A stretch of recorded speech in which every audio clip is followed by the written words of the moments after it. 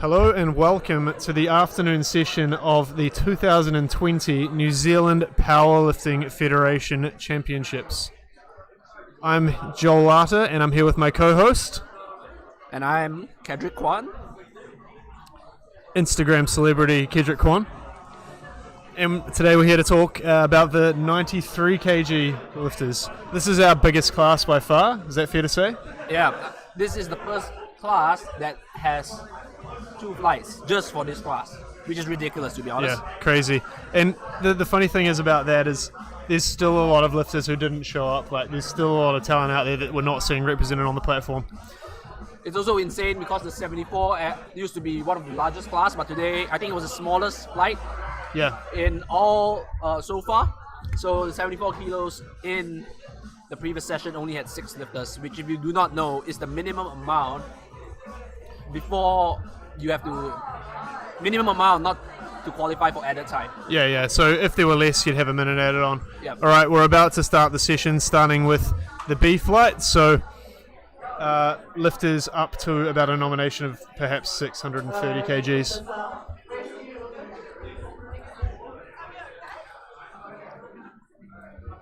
We've definitely got some sick battles earmarked for the later in the session, but we'll talk to that soon. Up first, we have Ben Wilkinson with a squat of 175.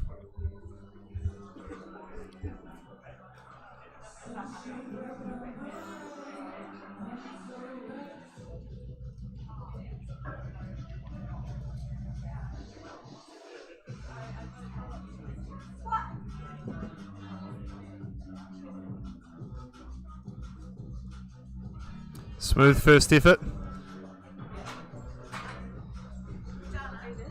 Always good when the first squat of the session is white lights. It's also something worth mentioning that our open 57 kilo female champion, Evie Corrigan, the 3rd strongest 57 kilo lifter in the world, is also sitting for her national referee exam. Very intimidating for some of us blokes. Hopefully she'll pass. The reason why we are highlighting this is because being a national ref requires a minimum 2 years of refereeing, which means that you have been giving back to the community for a while. So definitely something worth mentioning. Yeah, it's great to see some high-level lifters giving back. All right, here we have David Batchelor opening on 180 kgs for normal gym plates.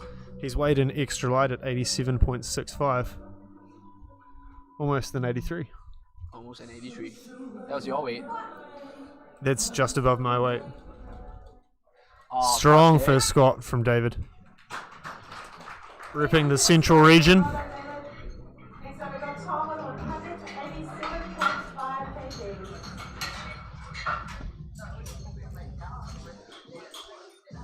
Right now, we have Tom Liu from Auckland Powerlifting Association. Get Strength Gym. The guy that also looks like Ronnie Cheng, the comedian. If you do not know, Google. The Australian comedian? Is he Australian? Nah, he lived in he's Australia. Malaysian, maybe. but he lives in America. Anyway, we digress. Tom with 187.5. Tom represents Get Strength, if I'm not mistaken. Super strong first squat.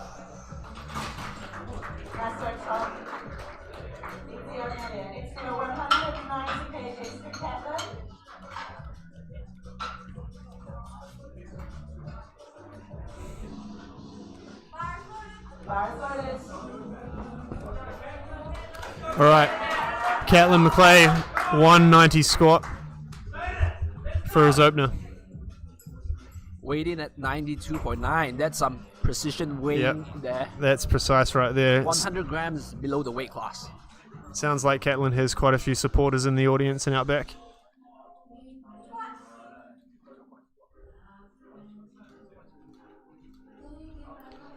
Nice strong first squat there. Some textbook work thus far. Really, really good squatting so far. Always exciting to see the heavier boys squat because they tend to have quite beautiful squats, right? What's that? The heavier boys, they tend to squat a little bit better. Like, yeah.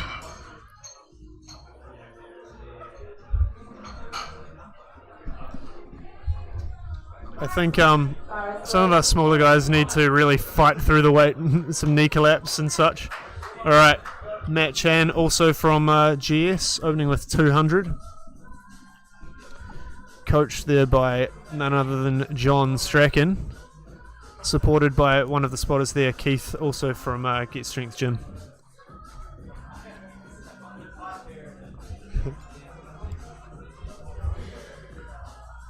Who's investing the top? That's Instagram celebrity Tom Boddicker on the mic. Sorry, not on the mic, on the comments. Alright. Nice and easy from Matt Chan. Oh, that's a really good squat, really smooth, perfect for an opener. Really good to see good attempts taking place. Let's chuck it higher. Maybe.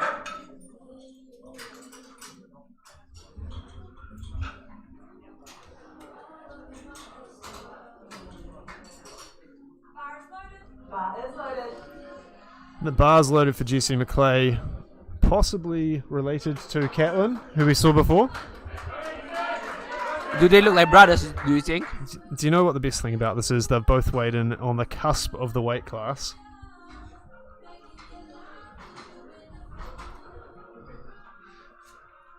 GC McClay, also known as Deep Heat Barbell, according to his handle there.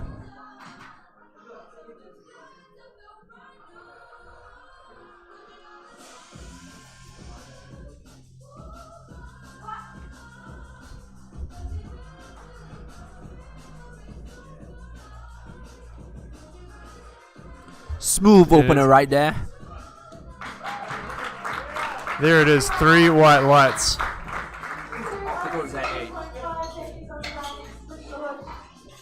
Alright, George Frame coming up next. A precise powerlifting athlete with a 207.5 kg squat.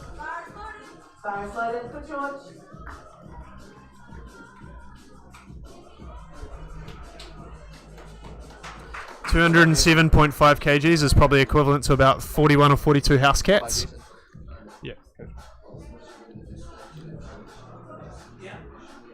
And we have head referee Evie Corrigan asking him to really remove good catch his there. thumb loops from over his thumb. Dion in the chat. The affinity. Yeah, surely not Dion. The only affinity that I know who's not competing at nationals. Nice strong squat. George squats with a high bar position, so you'll notice a lot of our competitors squat with the bar maybe like 4 or 5 inches down their back, a low bar position, which for those of us with strong backs, or those of you with strong backs, you know, it's an advantageous position, but some people prefer to be use the high bar. How far is your high bar compared to your low bar, Joe? Well, probably like a 40 kg difference. Alright, Luke Thompson. I believe Luke is a policeman and also engaged to be married to 63 kg, 63 kg champ Sarah Menzies, opening with 212. Luke is primarily known for his monster deadlift. Must have just missed out on the A flight today. Oh, and 2-1. 1 red from the side judge for depth. Hit us with the 93 kg podium predictions. I think we'll wait till the A flight comes on investing with Tom.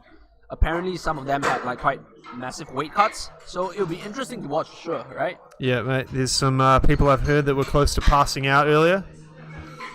That's all part of the fun of powerlifting. It's also really bad because I was at the warm-up room and, man, somebody really need to wash their knee sleeves. Some of them need to wash their knee sleeves. Yeah, it stunk. Like, yeah. There you go, PSA for everyone. Wash your knee sleeves. Your fellow gym girls will thank you. All right, up next we have Robin Viz. Now, I've actually known Robin for a while. He's a champion bodybuilder. Oh. So under that soft suit, there's a decent rig. Yeah, he is really light, so probably wading in easy, probably rocking 6 packs right under that soft suit. What's that, a 6-pack under the soft suit? Yeah. Yeah, well, the only 6-packs we've got under our soft suits, Kedrick, are 6-pack of beers. Alright, and he gets it. Top 3 stocks to invest in. Well, those of you on the chat should really ask investing with Tom and use his his code for I can't remember what the thing's called. Anyway, we digress. Back to the top of the round with Ben Wilkinson making a 10 kg jump to 185. His opener was pretty good, so I'm sure this will move well. Some super rational attempts from our 93s so far. It's interesting watching the prior days. A lot of the younger lifters are more keen to take some big risks.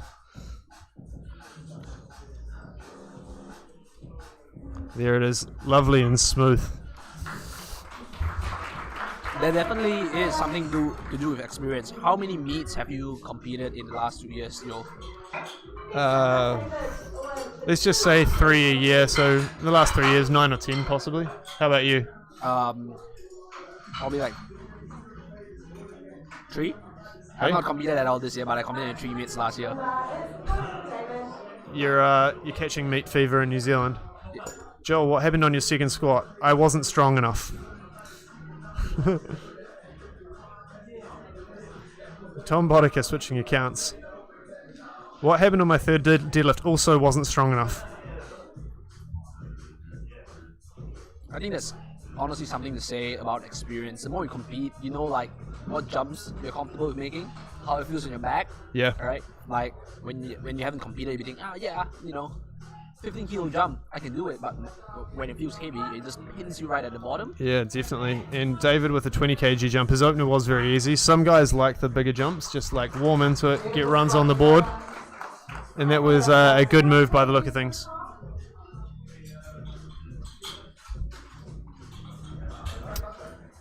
Relating to my deadlift, sometimes you just got to play the sport of powerlifting and try go for third. Didn't go my way today, but it is what it is. All right, Tom Liu, 200 on the bar, 12.5 kg jump. I think the problem with Joe's deadlift is that he went to the dark side. The dark side. Ronnie Chang with a squat. Definitely not joking right there. There he is. 2-1 he gets it with side ref Paul Clark giving him a red for depth. Now, there's 3 types of red lights. You can get a blue, a yellow, or a true red. For the squat, a red would be for not hitting depth. A red, that is. Apologies for the confusion. Alright, Catlin with a 10 kg jump. 190 to 200.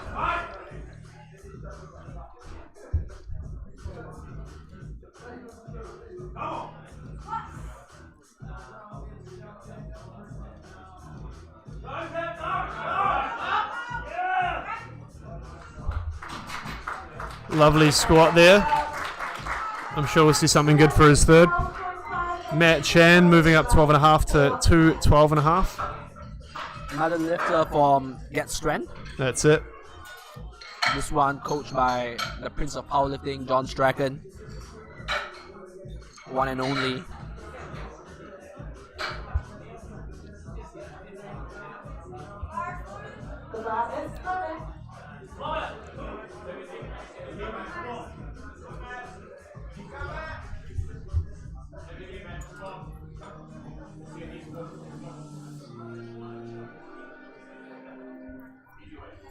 If you're watching from home, make sure you like and share the stream, or even downvote it. To be honest, any support is good support in my mind.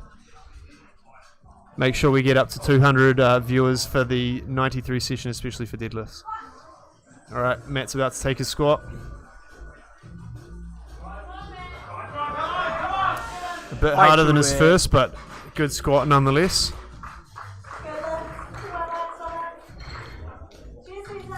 Got 1 red for that. Interesting. The judges definitely aren't pulling punches with regard to calls. the spotter on Paul's side looks like a discount Dean price. If anyone knows where Dean is, let's get him in on the chat. Alright, moving on. We've got Jesse McClay with a 10 kg jump up to 215. Dean Price also holds the 83 kg junior bench record. Which is 86, I think. Yeah, 180 something, which I don't think anyone is going to hit today. What do you think? Perhaps, Dean no. McLeod? Yeah, Dean some of the McLeod? 93s, but I mean, Dean holds it in the 83s. He benched 200 at 93. There's some New Zealand powerlifting trivia for you. Or maybe 195, not 200. He's taken a run at it.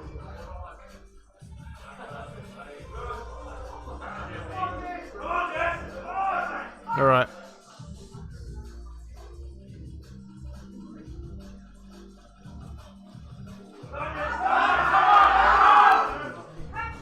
Bit hard out of the hole there. What do you reckon happened, Kedrick? Was it a strength thing or a misgroove, possibly? It looks like he did tip over slightly, but managed to fight through it. Yeah. I reckon if the weight was slightly heavier, he might not have. So Look, it could be both, right? Like you misgroove because you're just not strong enough to hold Yeah. on to the weight. So people will be like, oh yeah, RP7 with a misgroove. They'll be like, nah, you're just not strong enough. it's quite interesting watching a lot of lifters. There's been a few instances this weekend where people have, you legitimately misgroove, right? It's always something we make fun of because it sounds like an excuse, but then they come back and get it. Whether it's the nerves or God knows what. Which lifter Right. comes to mind so far? There was a sub-junior 74, Ethan Watt, I think. He jumped... Ethan Watt? Yeah. Ethan Yeah, Watt? Ethan, yeah. You can't see the look of humour on Kedrick's face. Alright. George Frame taking 220, a 12.5 kg jump. And that's a strong high bar squat. Very, very strong. I'll be pretty happy with that.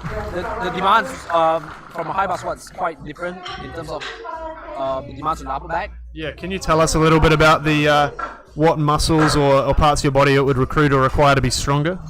Basically, the upper back has to be slightly tighter simply because the bar is further away from like the hip joint or like the lower back, right? Yeah. So the demands are slightly higher simply because the moment arm is longer, right? I'm quite poor with biomechanics, so I can't explain what the moment arm is. So it's also the same reason why the front squat has higher demands on the upper back as well, because it's also further away, which is why most people do not front squat as heavy as the back squat, high bar squat. Yeah. Most people. Most of us are crippled by a terrible high bar. Alright, here we have Luke 225 in a hybrid bar position, speaking of. Yep. It's quite similar to how I do it, to be honest. And took him a while to get the start call. Apparently due to soft knees. There he goes. So Luke Thompson competed in his first novice comp this year. I believe it was in March or February, yeah. Right before the lockdown. Yeah. Before, like 2 weeks before NZI or something like that. Yep. Right? And then COVID happened, and then competed in Auckland Champs, and then he's right here at Nationals. First year as a powerlifter, first year at Nationals. Wicked to see, and he's definitely one of these guys to watch out for. As I said, 100%. probably just missed out on the A flight. Yeah, it's probably because Simon decided to compete in the open class instead of the Masters. Yeah, we'll talk about Simon, why he's special not long from now. All right, Robin caps out the first round of squats with 230. Funny how a bodybuilder squats the most, right? It's almost like you need muscle to be strong. How strange. Tell the 59 kg is that. Oh, and a beautiful squat from Robin. Very powerful. What do the refs say? We're waiting on the left. There we go. 3 white lights. How good? He's currently wearing a metal belt. Just to let all of you know, metal equipments are no longer IPF approved starting from the year 2021. Yep. So don't continue to buy that brand if you intend on competing in the IPF or NZPF. Really unfortunate, to be honest. Their wrist reps are pretty good. Depends on your definition of unfortunate. All right. Back to the top. Ben Wilkinson with a 10 kg jump to 195. His second was pretty smooth. This feels like a pretty reasonable attempt.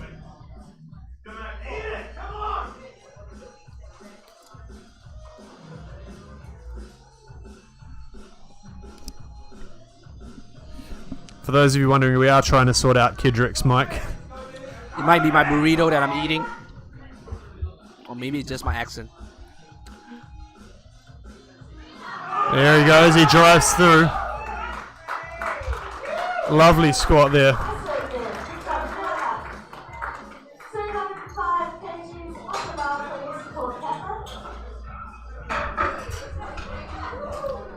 Moving on, we have Caitlin McClay with a 5 kg jump to 205. Have you ever taken even jumps? What do you mean, like not 7.5? No, like 7.5, 7.5, or 10, 10, like even jumps from first to second, second to third? Nah, I usually start the meet where my coach has a lot of faith in me, and that slowly erodes. After your second squat there, kind of gave me a little bit of a heart attack looking from the side, to be honest. As it should have. Alright, here we go. Caitlin making the most of his minute. Obviously get his wrist sets on. Here he goes. Lots of Caitlin fans in the audience by the sound of things, and certainly out back.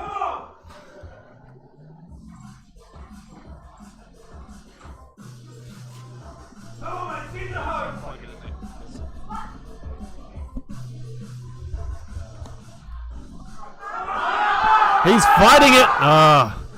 Just not strong enough today. Sadly, a case of BTH today. Far too heavy. It was a good fight nonetheless. 202.5 was certainly there. Alright, a 7.5 kg jump for Tom after 12.5 off his first to his second.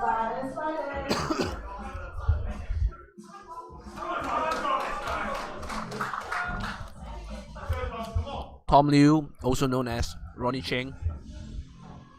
If you don't know what I'm talking about, go Google Ronnie Cheng.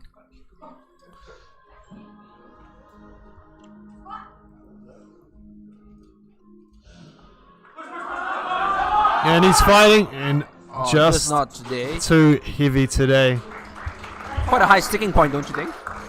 Yeah, really high sticking point. Slight rotation at the top as well. Yeah, I think some people, they lose momentum, like actual physical momentum, and it's very, very hard to push through. Whereas some people will just sit back, the hips shoot back further. All right, on to David Batchelor next with a 15 kg jump. This man loves big jumps. What's your take on big jumps, Kedrick? Is there a time and a place? At a heavier weight class, definitely. I mean, big is relative, right? Yeah, so in terms of percentage-wise, I would say maybe from anywhere from 5 to 12% from your first to your third attempt, usually. But we've seen some people take 10% jumps from attempt to attempt. That is ridiculous. For sure. Now, we were speaking before about having such a massive 93 kg session. I just don't want to understate the progression of which this class has gone through in terms of talent. The guys are lifting now, are sort of around the strength level of the top guys back in 2015-16. That's the out of the B flight, and that's not to discredit them. It's just impressive to see and awesome to see that we have such great talented lifters here in New Zealand. It's always good to see the sport grow. I mean, that is our hope, right? This is also our biggest nationals.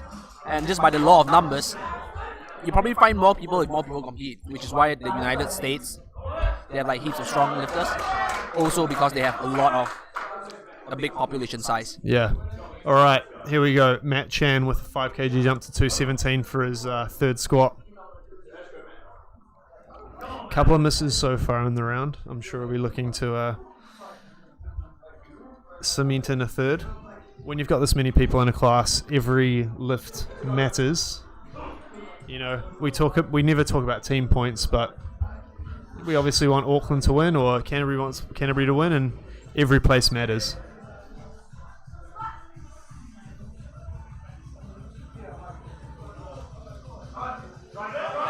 And he's pushing, and sadly not quite there today. It's actually quite interesting. This round is moving very fast. The competition has been moving really fast so far. And that's probably a credit to the organisers first and foremost, but also the spotters and loaders. Like the guys you got on the platform today are pretty experienced. They probably all competed before? Yeah, I know at least four of them have. There's one dude I don't know. All right, here we go. The other of the McClays with 225 plates in a standard gym. What up to Tom, the Quad's heart, on the stream?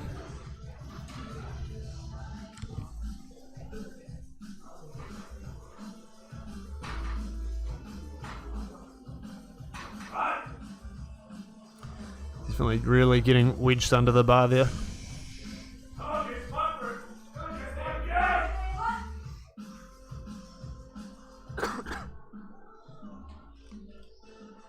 And he's pushing there. And a perfect third attempt for Jesse. And that is right. The Affinity predicted it. Jesse would have hit that. Jesse definitely quite literally would have. I don't know if you heard that the announcer just made a joke about calling a dentist because 230 is on the bar. 230? Tell us if that's funny, guys.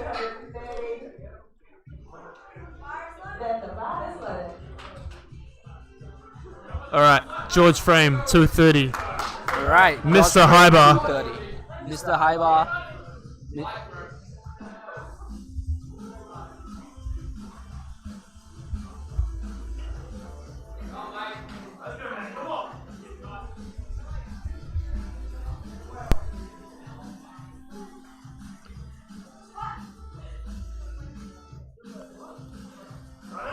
There it is. Ooh, and he amazing. fights through that. A little bit of upper back collapse, but he's strong enough to pull through.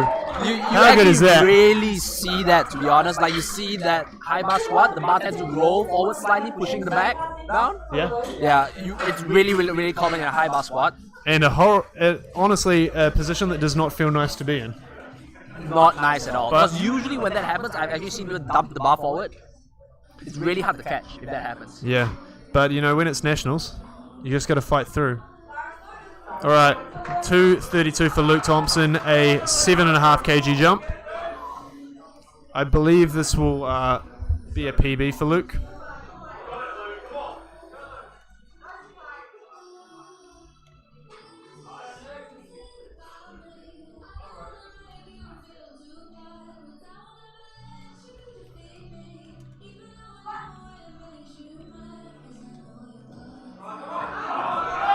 Fights through it. And he hits that Finish strong.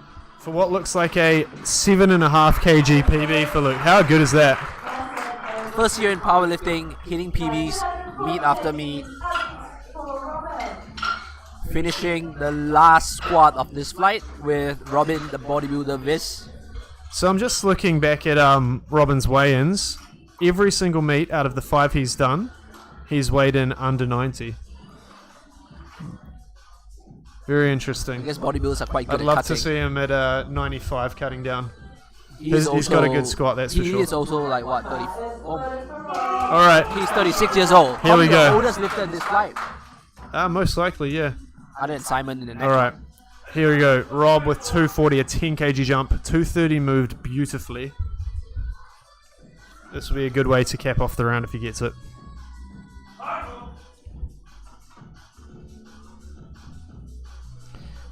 Getting wedged into the bar. As we said before, every kg counts.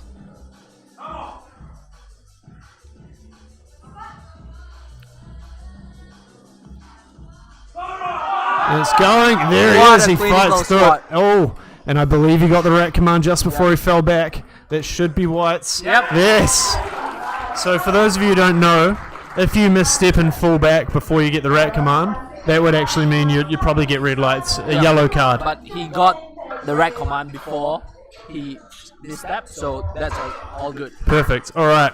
Here we are with the A flight. The battle of the 93s, which at least 3 or 4 people have been talking about. So let's quickly talk about the lifters in here. Opening up with Simon Kelsel. Simon's actually an M2 lifter, but he's decided to lift with the opens because he wants more competition. Yeah, I guess that's a throwing it out there to the Affinity. Yeah. Yeah, their rivalry on Instagram.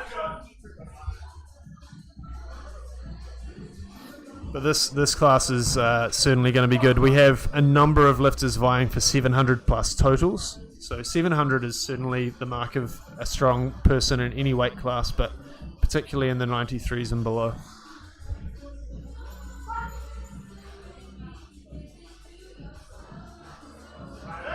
Masterclass from Simon with 215. There's a few reps in the tank there. Yep. All right, moving on, we have Marius. Marius actually trains with us at North Shore Barbell, although at some pretty random times. He's a relatively new lifter, and I think this is actually only his second meet. Yep. He's certainly the dark horse of this class, and he's known for undershooting every attempt ever. Yep. I've only seen him fail something once, and that was just due to, comp calls, a big jump. He's also severely underweight. Severely, 1.6. One of the lightest in the class. Yeah, these guys like to stay close to the class. All right, here we go. Marius 215. I saw him lift 227 in the gym last week. This should be easy. There it is. Too much. Severely undershooting is an understatement. Moving on to Jordan Clout. Now, Jordan is one of 4 lifters with a 700 or higher nominated total. He's known in particular for his deadlift. He's deadlifted 297.5 in competition, 300 in training. Trains out of Viking Brothers Strength in Petone, Wellington.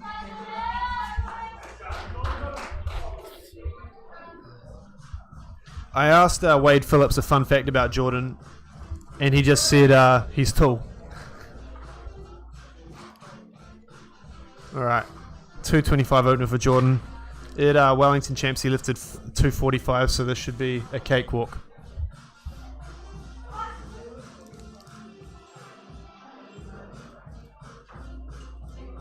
There it is, nice and easy. A long way to move that with the long femurs. One of those guys that looks up when he squats, All right, up next we have Jono Christie. Now, this is Jono's first Nationals as a 93. He's previously been an 83 kg competitor. He beat me last year at Nationals. I beat him the year prior. He also fainted after his deadlift. Yeah, notorious for that, although hopefully moving up a class will help remedy it. Jono is a monster squatter, so I'd expect him to blow this 230 up.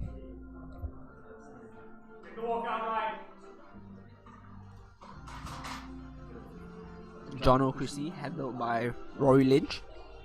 So trust him to make good attempts. Rory is in a good position. One of New Zealand's only internationally qualified referees, Category 2. And he is not afraid to go to the jury to contest. There we go. With the high blood pressure. There we are, 230, easy as that.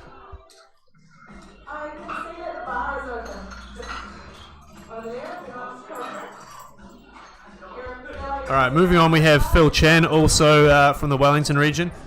Phil, from what I gather, is notorious for undershooting on RPEs, making things look super easy. Another Marius. Yeah, similar to Marius. He's also really light. I think he's in contention with Lee McLeod for the lightest 93 kilo lifter. Yeah, 90.6. This isn't the old weight classes, boys. Alright, this man's actually being handled by none other than former world champion Brett Gibbs.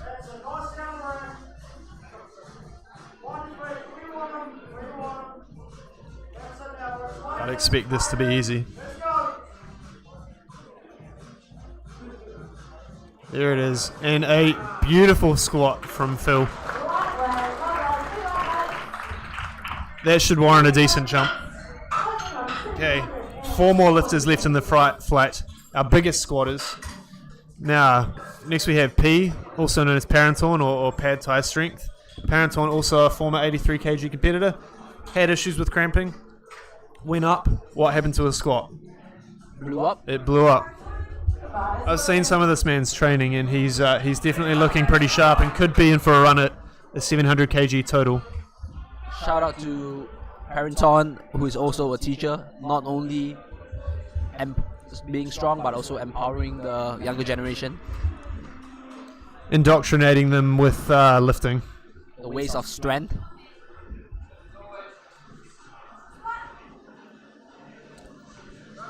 Parenton trains out of Unbreakable Training Christchurch, and that was easy. That was nothing. Crazy squat from Parenton right there. Onto the top three. Number 3 rank, number 2 rank, and number 1 rank in the class. This is interesting, right? Lee McLeod up next with a 245 kg opener. Lee is notorious for not weighing very much. Yep. He's pretty new to the 93 kg class, but man, has he been eating, and his training's been responding exceptionally well. Lee also changed his soft suit. Yep, so he's borrowed Jason's A7 soft suit. Probably because the last one wasn't too flattering. Or maybe too flattering. Perhaps too flattering. He is a single man. All right. Easy walkout from Lee.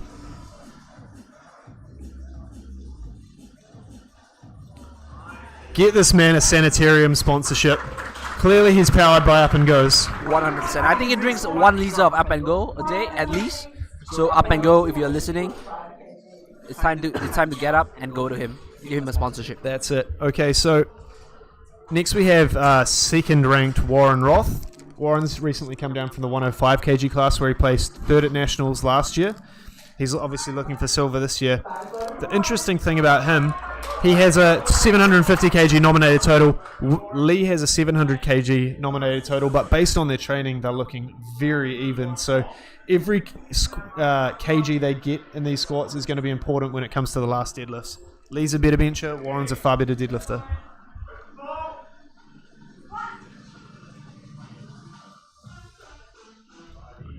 Warren blows up 245. Now, there's a saying, is that RPE Warren? Meaning, is it easy? Warren makes things look easy, but he might have to push it today. If he wants to secure second place and not Lee take it away from him, definitely has to push something, simply because Lee has a 22.5 advantage on the bench. Yep. It's quite rare to see such a huge advantage on the bench. And interestingly, they've both moved up to 260 for their second, so Warren's certainly keeping an eye on what Lee's doing. Okay, numero uno, the king himself, Jamie Peter King, JPK 42, with an opening squat of 277.5. Now, Jamie has never physically missed a squat. He's missed it on depth, but the man is insanely strong. He's won national championships in numerous weight classes.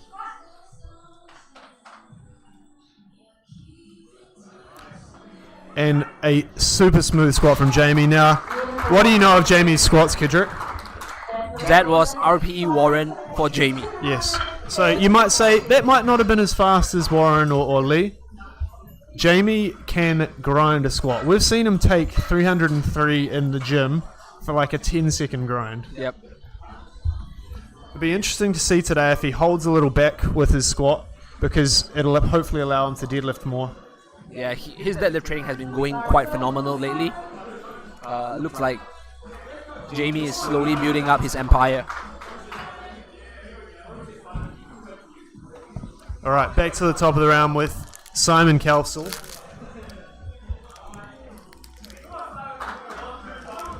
With a 15 kg jump to 230.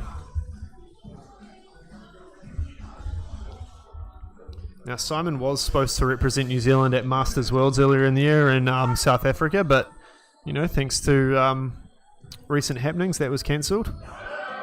And a lovely, easy squat from Simon. What do we think he's going to go for his third? He's looking really good. What did he do at Auckland Champs?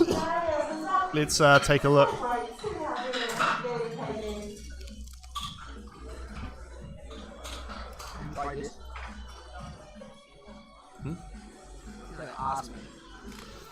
And Simon squatted 232 at Auckland's and missed 237.5, so I'd expect to see some... based on that, he should make 237 look easy, and that's what he's put in for his third. All right, up next we have Marius with a 15 kg jump, also to 230.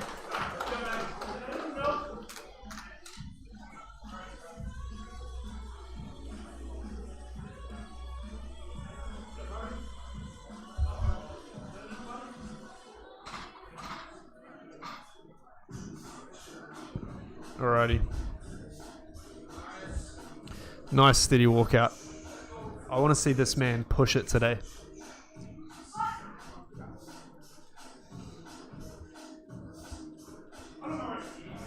There he is. Tiny little slow point in the middle, but it came up very fast nonetheless. I would expect probably a 237 for his third. Maybe 240. Just wait till the bar hits the floor with him. Alright, Jordan Clout with a 15 kg jump, 225 to 240. Now, Jordan's certainly in contention for the podium.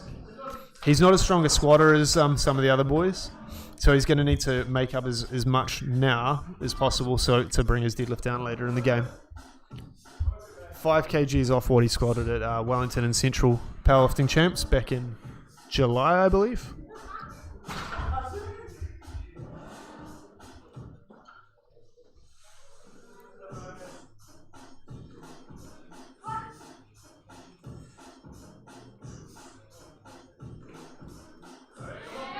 There he goes. Comes up well, but look on his face, man. It looked like something might have happened halfway up on that. He's looking a bit stiff coming off there. What do you think that could have been, Kedrick? Might be his back, might be his neck. I think like that's one of like the downsides of looking up when you squat. Like you tend to like move your neck backwards as you try to go up. Yeah, and sometimes it's just under the weight. It doesn't feel too great.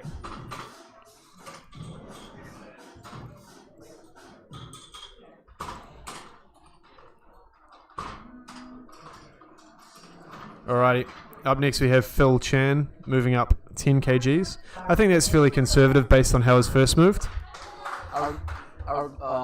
Severely undershooting, like you predicted, I guess, maybe? Yeah, but I mean, in this it might be better for him to just take all 3 squats and not push the boat out. Yeah, probably trust the attempt selection from the 83 kilo champion, Brett Gibbs.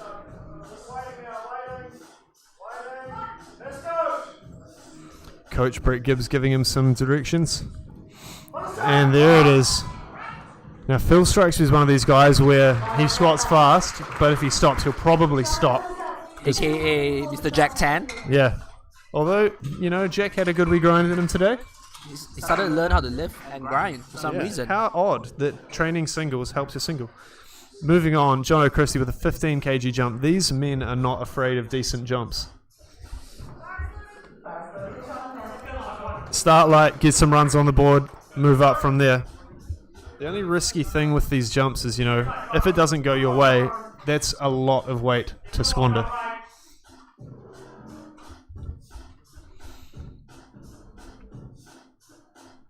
Jono trains out of his garage gym in Dunedin. I'm sure a lot of you are, through COVID, pretty jealous of those people with garage gyms. There he goes, and he powers through it. I think that looked pretty easy, to be honest. Yeah, he probably looks like he has a hybrid bar position as well. Yeah, he does. Really, elbows back, really tight upper back. Jono's squatted 250 in the gym before. I'm not sure what he squatted high bar at Otago, so it's hard to say where he's at, but I would expect maybe 252, 255 after that. Probably that, yeah. I think 252.5. Parentorn with a 15 kg jump to 255. This man's PB is 260. So it's fair to say he's going to be knocking on the door of that pretty soon. 240 moved super fast. If he wants the 700 total, he's not only going to have to get this, but he's going to need to exceed his PB. I think that's fair to say.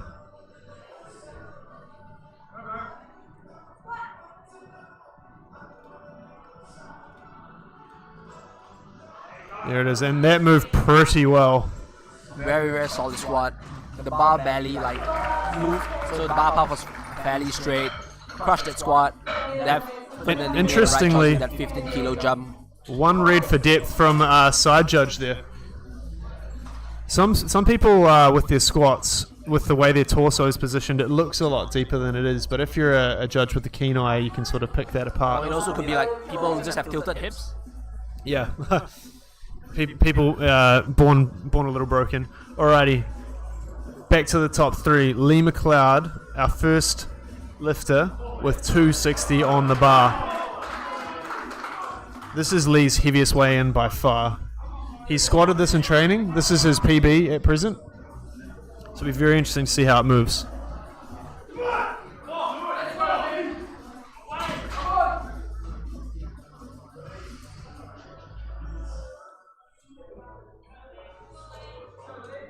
He looks confident under the bar.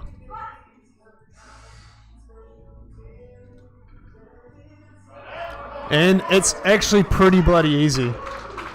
I've not seen him move 260 like that before.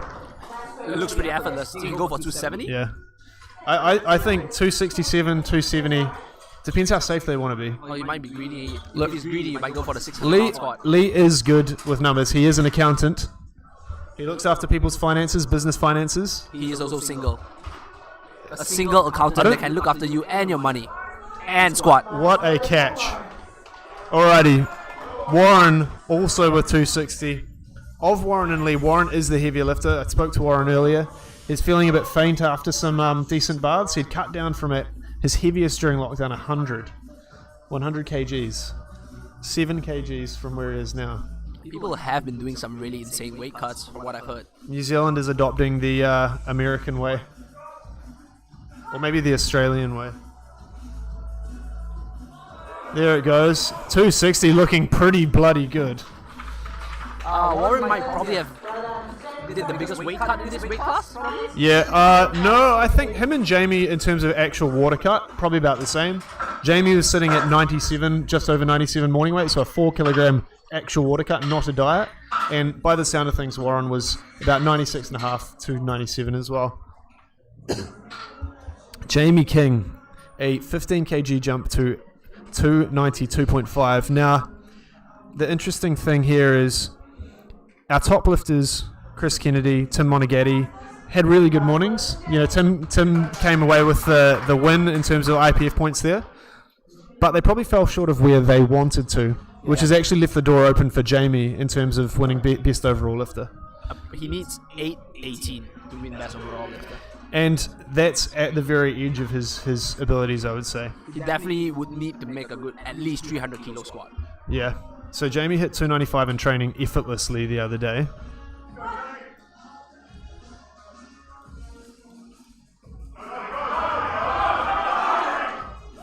And probably a little bit harder than he'd like there, but certainly seen a lot harder from him. He's definitely going to 297.5, do you think? I'm not sure what the record is. What is the record? The record's 302.5, held by Brett Gibbs when he went up to the 93s for a exhibition meet, yeah. In 2017, I believe. He's going to take Brett Gibbs' record. 303. And they are going for 303, so there's obviously some confidence there with how that moved. Like, I've seen Jamie grind 280 in his training things, and sometimes if it misgroups, it misgroups. Let's see how he goes with 303.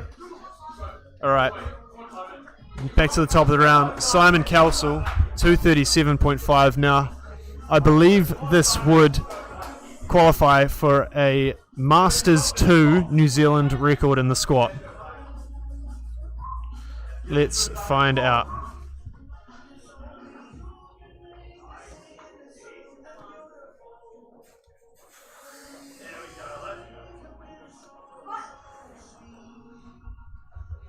Yep, the current record is 210. Makes easy work of 237. Do you want to know what Simon just did? He beat the current national record in the Masters 2 class by 27.5 kilograms. That's That's phenomenal. Insane. Held Definitely by Norman has Tepper. 240, right? Do you think that Simon has 240? Yeah, he does. And, you know, Simon definitely is a fan of big weight cuts, but the fact that he's still progressing, weight cuts don't spell the end of your career as a certain weight class lifter, if you get them right. Fun fact, Simon actually hired me to do his weight cut for this meet. Might be a correlation there. Is this a personal shout out? All right, Marius, 240. We thought 237 or 240. This should move pretty well.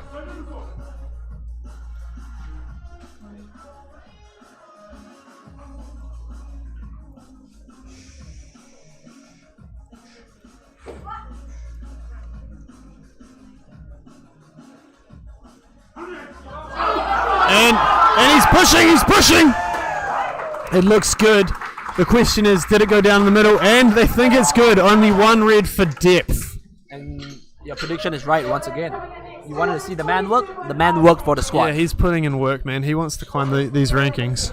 So far, we've had no misses on the third attempts. It's still early in this flight, but really, really good to see lifters making their third attempts. For sure. There's something to be said going 9 for 9 and having a higher chance of winning. At Nationals, you've got to push it. Right, Jordan Clout with 242.5. Now, I'm not sure that he'll come out for this after looking a little... pain? Looking a little bit of pain after his first. Also because the 242.5 kind of like indicates that he just didn't submit a third attempt, which automatically just raised the attempts by 2.5 kilos. If successful, it will give you 2.5 more. If unsuccessful, the weight will remain the same.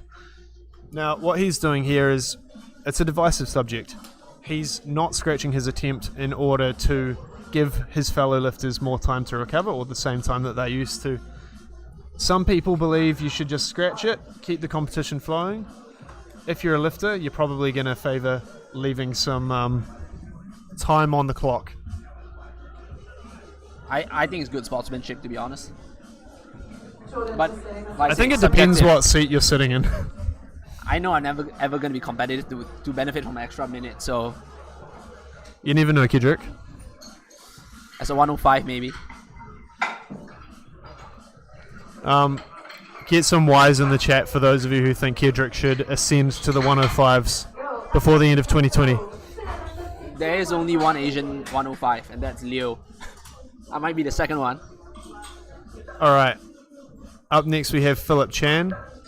245 was pretty smooth, as we said. We wonder what his stopping point is. He's taken a 7.5 kg jump there, so not quite as much as his first. But this should prove pretty good.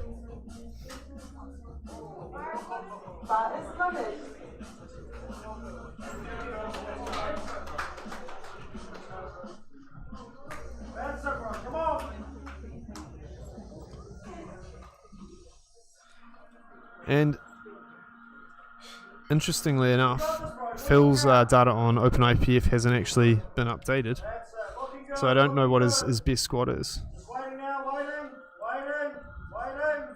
Let's go. There he goes, and a lovely squat. The coach is ecstatic by the sound of things. Brad Gibb shouts, "Oh my god." Do you know what, Kedrick? We've only had one missed squat thus far in this whole round. And that is due to an injury. And that's due to an injury. So unfortunate there, but I mean, based on 240, how 240 move, if he wasn't injured, I think he'll crush 242, even 245 maybe. Yeah. So I'll just count that as not a missed squat. Yeah. Depends how Unfortunately, you we look don't at get it. all greens on the score sheet.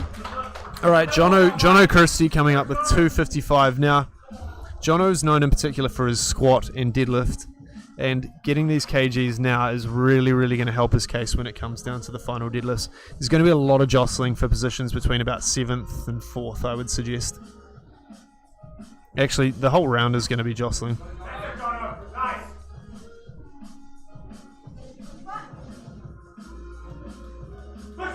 And he's pushing.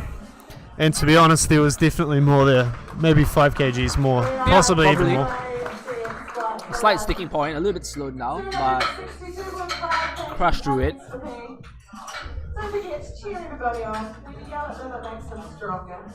Alrighty, the last 4 squats of today coming up. Parentorn jumping 7.5 kgs to 262.5 for what will be a 2.5 kg PB, or at least 2.5 kgs up from Nationals last year. Parentorn likes to sit light below the weight class. He doesn't like sitting up at above 93, doesn't like the water cuts.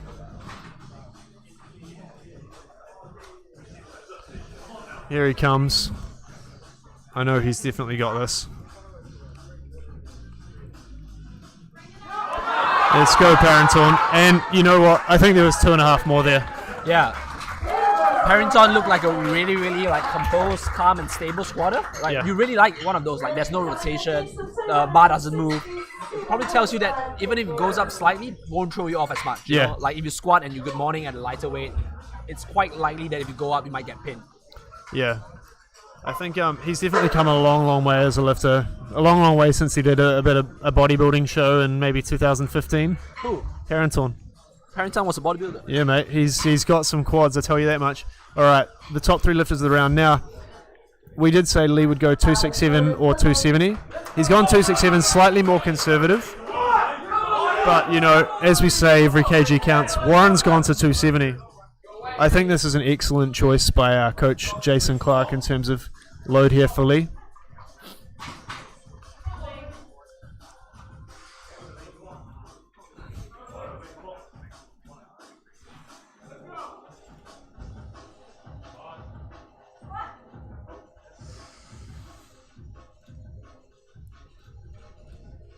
Takes it down, comes up, and he's fighting! He's fighting! He wants it! Yes! And the look of relief on the man's face. He said, bro! Let's go. This is wide open. Lee came into this with a 700 kg nominated total. With his openers, he's on 750, plus those squats, on 715 already.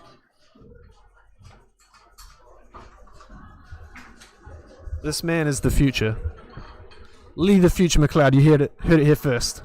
For some reason, it's always the people that need to gain weight Yeah. that get to name the future. Good genetics, gaining weight equals momentum, and good coaching. All right, Warren with a 10 kg jump to 270. Also wears an A7 singlet like Austin, the future Perkins. Lee, that is, Yeah. yep. And Warren wears a Titan singlet like Jason, the past Clark. 270. Now, Warren, when I spoke to him the other day, he actually predicted 270. He thinks he's got this. If he gets this, it's going to make that little bit harder for Lee to catch up to him. And unfortunately, not to be. Just not This that is today. going to change things. This open things wide open, right? And here we go. This is the King's house. He's going for 303 kilograms to take Brett Gibbs' New Zealand national record, a record that has stood for close to 3 years. Jamie's tasted it in the gym. He's come as close as 300 in other meets. He wants this. We know he has it. If the conditions are right, it should be easy.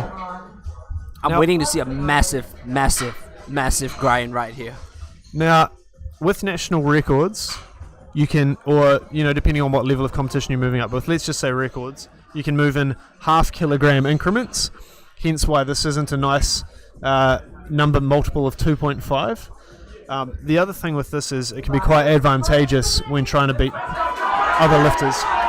Something else to take note Crowd's of going is ecstatic for Jamie. if the squat stops, your video or your internet is fine. It's just Jamie trying to grind. Don't refresh. Don't refresh it.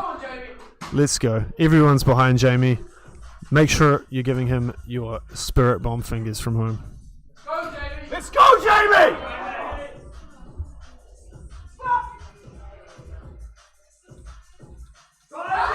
And he's going! He's pushing it! He's pushing it! And not enough. The first time the man has failed a squat on strength. I'm It sure was it's not a nice a very, feeling. very bold attempt, though. It was a very, bold. very bold attempt. You know, in times like this when you have nothing on the line, right? Being like the unbeatable 93 kilo lifter, we have those, right? Jamie's Jamie far King, enough, yeah. Tim Monigatti, Chris Kennedy. You can take those risks. Yeah, just do anything you want. Some would say you could send it Yeah, I mean, look at Tim and Chris. They didn't have a great meet. They both went 5 for 9, with no risk of losing. and they just both came way ahead of the competition. All right.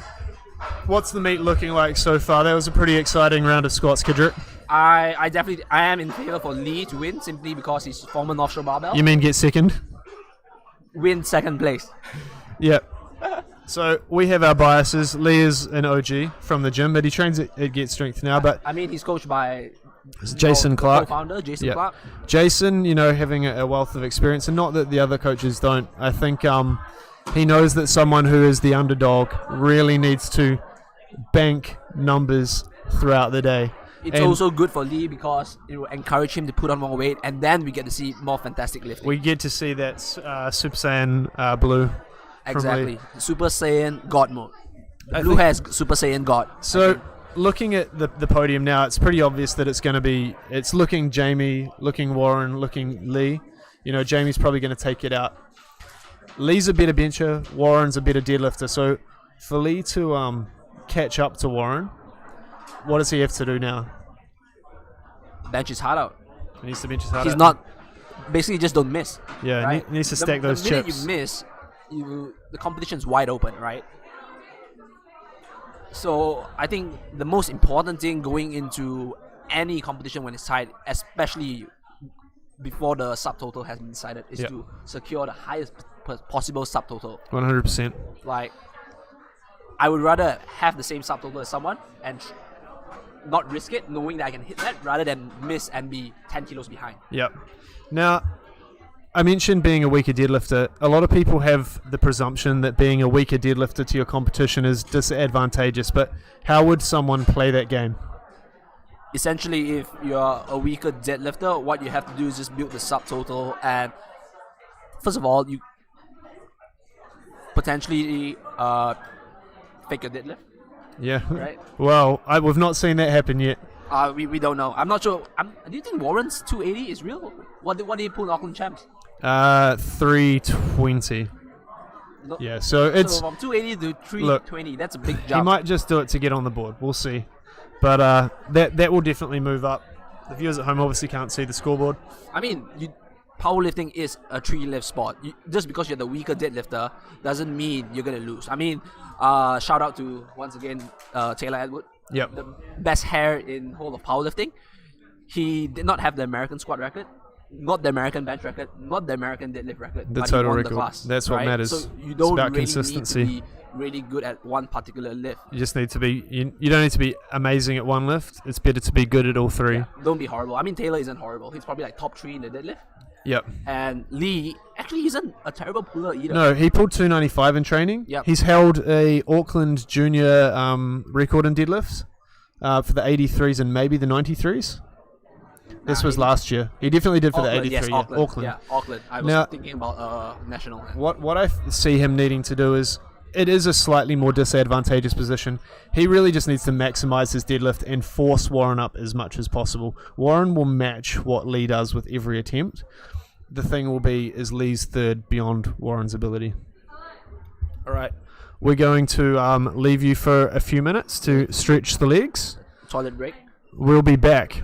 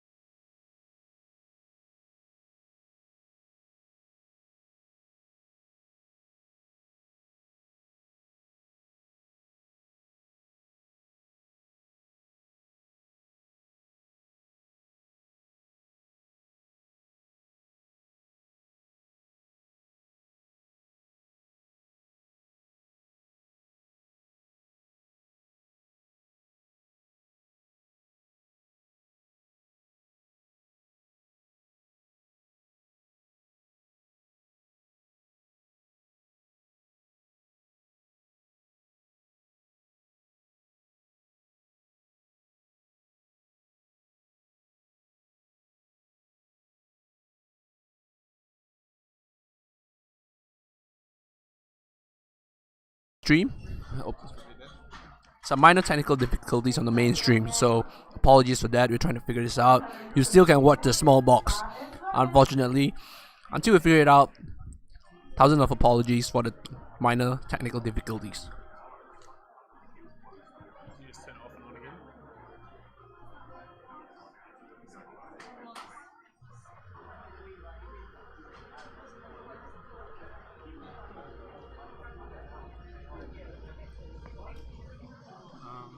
Does the cable come undone or something? I can come right. Yeah, maybe just come under.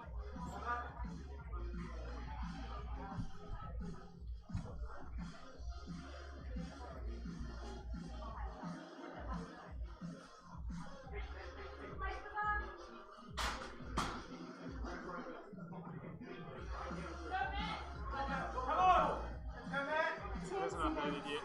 Oh wait, something's happening. No memory card cannot play.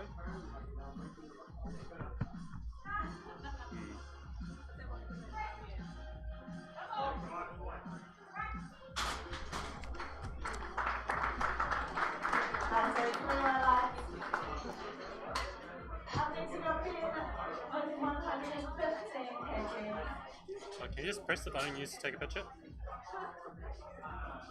That's turned on. Yes, I'm good now.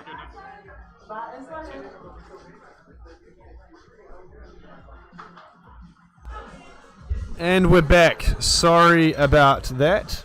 You know, this camera's been working harder than anybody else here over the week. I'm Sans co-host because he's stuffing his face with a burrito or something. Alright, here we go. We have Ben Wilkinson with an opener of 115. Yeah. You're on, Kedrick, don't worry. Alright. Sorry, I was eating some food. Trying to go up to the 105 weight class.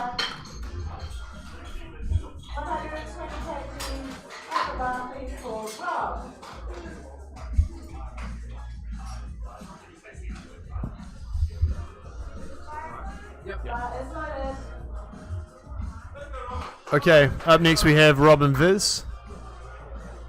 I believe Robin actually works for one of our sponsors, Scorpion Supplements. What do you know about them, Kedrick? Do you know much about them?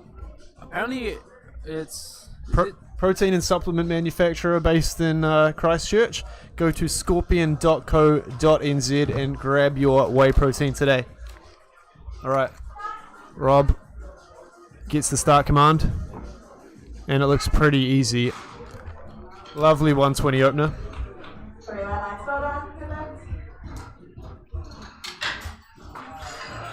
Right, shout out to Scorpion Supplements. For every serving of protein powder in water, you get essentially 23.6 grams of protein. The serving size is 32, so that puts this protein supplement at roughly 73% protein, which is relatively high quality. I would definitely not go anything below 70% of protein, simply because it has a lot of fillers in there. So fun fact. Fillers, carbs, whatever. Yeah, fat, carbs, whatever, you know. But they usually taste quite good if it's a lot of fillers. Okay. Up next we have PPS athlete George Frame. You'll remember George from the squats where he absolutely fought through his 230 high bar squat. You know, I think a great thing about high bar squatting is like when you fight through it, you don't fatigue your low back as much. Yeah. I'm looking forward to seeing some more of that kind of stuff from George. 125 absolutely blows up. I think bench of all lifts, it's one of those ones where you need to open a bit lighter, get some runs on the board, and build confidence, because a lot of people are super intimidated by bench. Us Kiwis certainly aren't known for it. It's not something that is often prescribed for athletes and rugby players, or it might be in some places, but nothing I'm familiar with. Anyway, moving on to one of the Macleay guys, Jesse, with 127.5.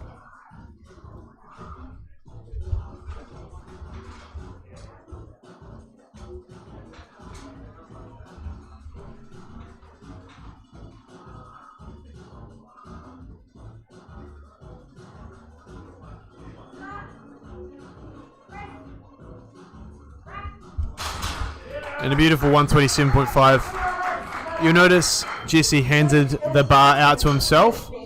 Lifters have the option of getting a lift out from the center spotter, or if they choose for whatever reason, both side spotters can lift the bar out. A lot more people seem to have moved to doing a self lift off in lieu of lockdowns when they've been training sans training partners. All right, here we go. Luke Thompson with a 130 bench opening.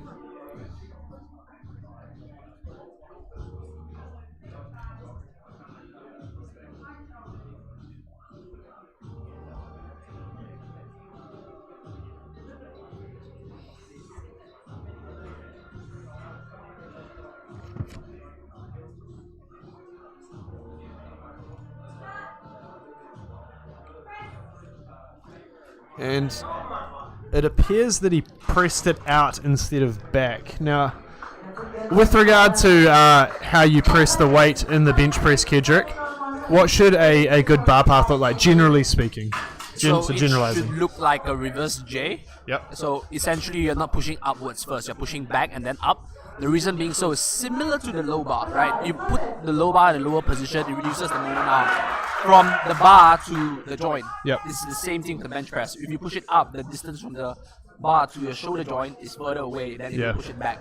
Essentially, you're closing the distance from the bar to the joint, which technically is like the place you produce like the most force. Yeah. Right around the muscle, that area. Exactly. So I think Luke's opener was probably just a bit of a misgroove. He's only moved up 2.5, but I'm sure he'll get that easily.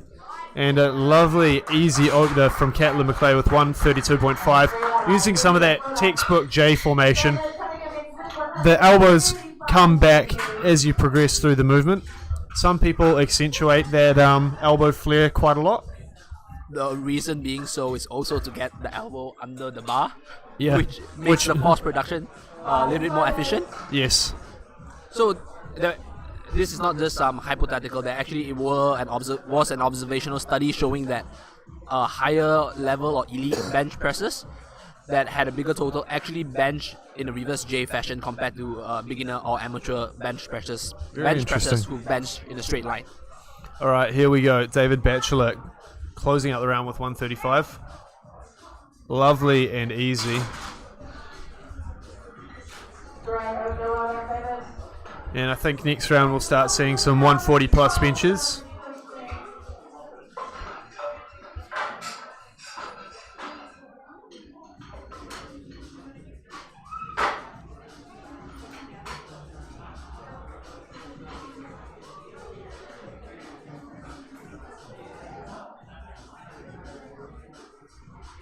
Alright, to the top of the round we have Tom Liu with 115, a 5 kg jump. A lot of people take smaller jumps in the bench. Kedrick, why do you think is that? Is it just because, absolutely speaking, they're lifting less weight? Percentage-wise, it's smaller. Second is that if you think about it, it's also a smaller muscle group, right? And I would say that the bench is probably the most technically demanding lift among all three. Certainly. Because you're moving such maximal weight across smaller muscle groups, and you also the calls probably take slightly longer. The start calls probably take slightly longer. The variability is higher, so it's always probably better to make smaller jumps. Definitely. It's definitely the most susceptible to misgrooving. And when we say misgrooving, it means falling out of the pattern that you're familiar with when lifting. All right, Matt Chan, 120 for his second attempt.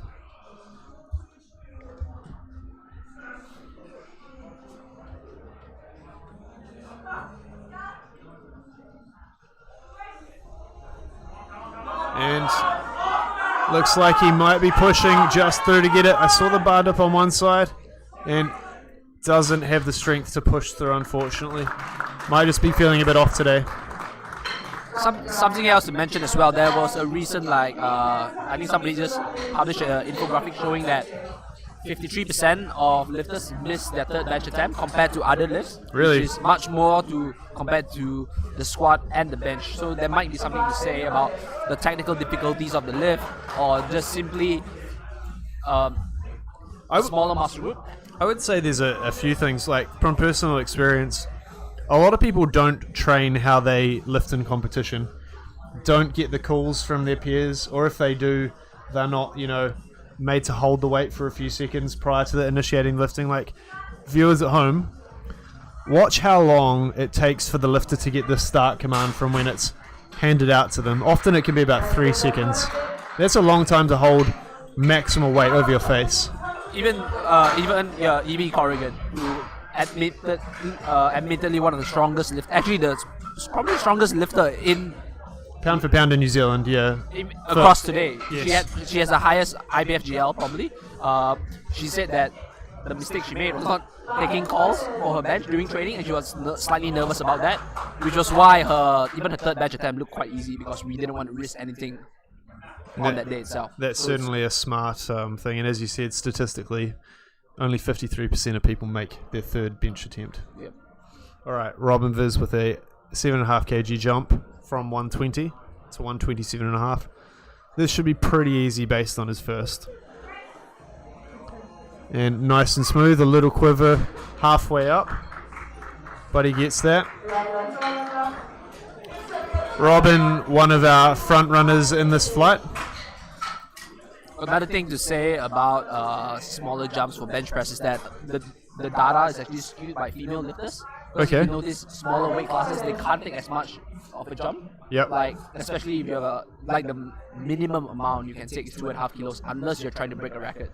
And some lifters probably only have 1 kilo left, but they can't take 1 kilo, right? So they just have to make 2.5. That's quite interesting. Yeah, Or the scrape it, 2.5 kg jumps definitely can be harder for female lifters. If you're benching less than 50 kilos, 2.5 kg is 5%. Yeah, it's massive. Which is why in the lighter female classes, you just see 2.5 jumps. All right. Here we have George Frame, 7.5 kg jump, up from 125. George is looking pretty good today. Opts for the self lift off. Absolutely powers that up. I'm sure he's going to be hungry for 3 biscuits, also known as 140.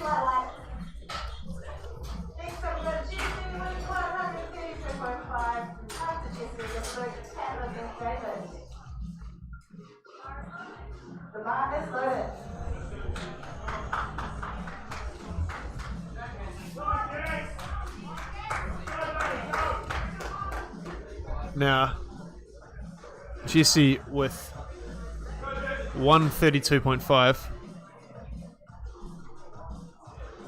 and one of the referees has just noticed that the safeties were at incorrect heights, so he'll get a new minute on the clock. Take his time. It's certainly always awkward when that kind of thing happens, but we're human at the end of the day. You can actually minimize a lot of those errors. I think this is the third time it has happened across multiple flights. Generally speaking, this is it hasn't happened much this meet. Like, we do have really experienced spotters and loaders, but at the pace the meet's moving, it's understandable that at times there'll be unfortunate hold-ups. Jesse getting into position, as we said before, a self-lift off. And he rockets it off his chest, and quite a strong finish to that bench press.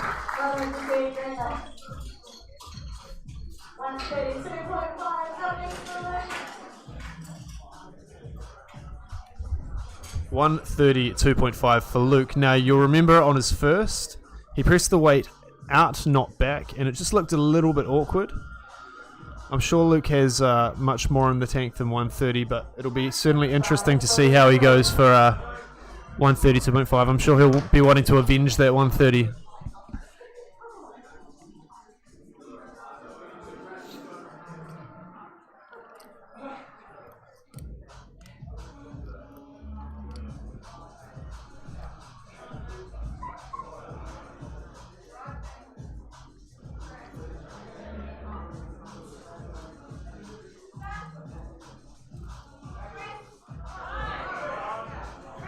And that looked a little bit easier. I think we might have been right about what happened. Maybe touched a little bit low. So it's quite interesting. Like, Kedrick, I know every lift is important, Do you think that people, and maybe more specifically Kiwis, undervalue, having a strong bench press?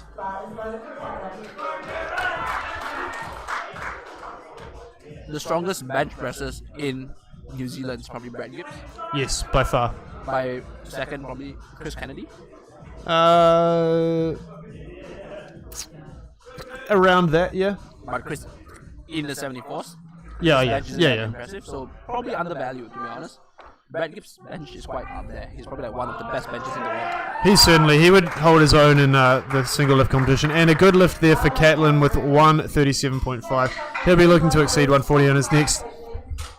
Yeah, my feeling is New Zealand, we have some good bench presses, but definitely fall short when it comes to that versus the other lift. We have some amazing squatters and amazing deadlifters, but bench, it can be quite defining in the sense that it will give you a decent boost to your total. And I know you could say that about any lift, but it's sort of like the missing piece. You look at all the best lifters in the world, none of them, or very few of them, have bad bench presses or average bench presses.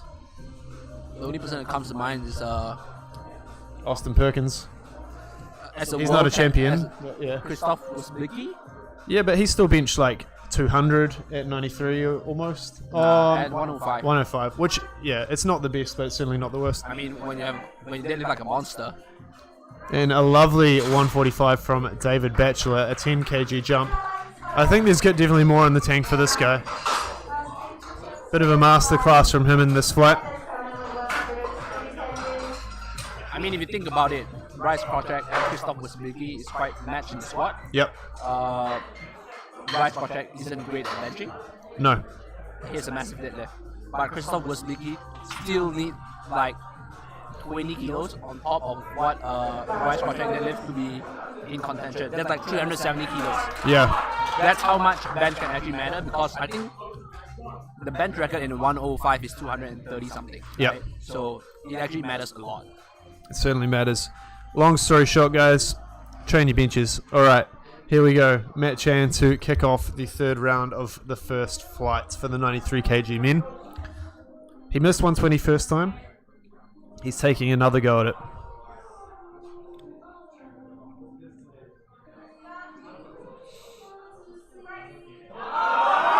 And it's moving a lot better. As we said, guys, sometimes something just doesn't go right and you miss. The mark of a good lifter is not being, getting too down and coming back. You're not out until the end, right? It's not just about PBs, it's about the sport of powerlifting and staying in the game. I think if you could choose to missing the second attempt, if you miss group isn't as bad, but missing an opener, that does mess with your mind. That can certainly affect you. I mean, look at Joe Lada, missed his second squat, basically got pinned. Destroyed the third. Alright, here we go. Tom Liu moving up to 120, and he gets it with relative ease there.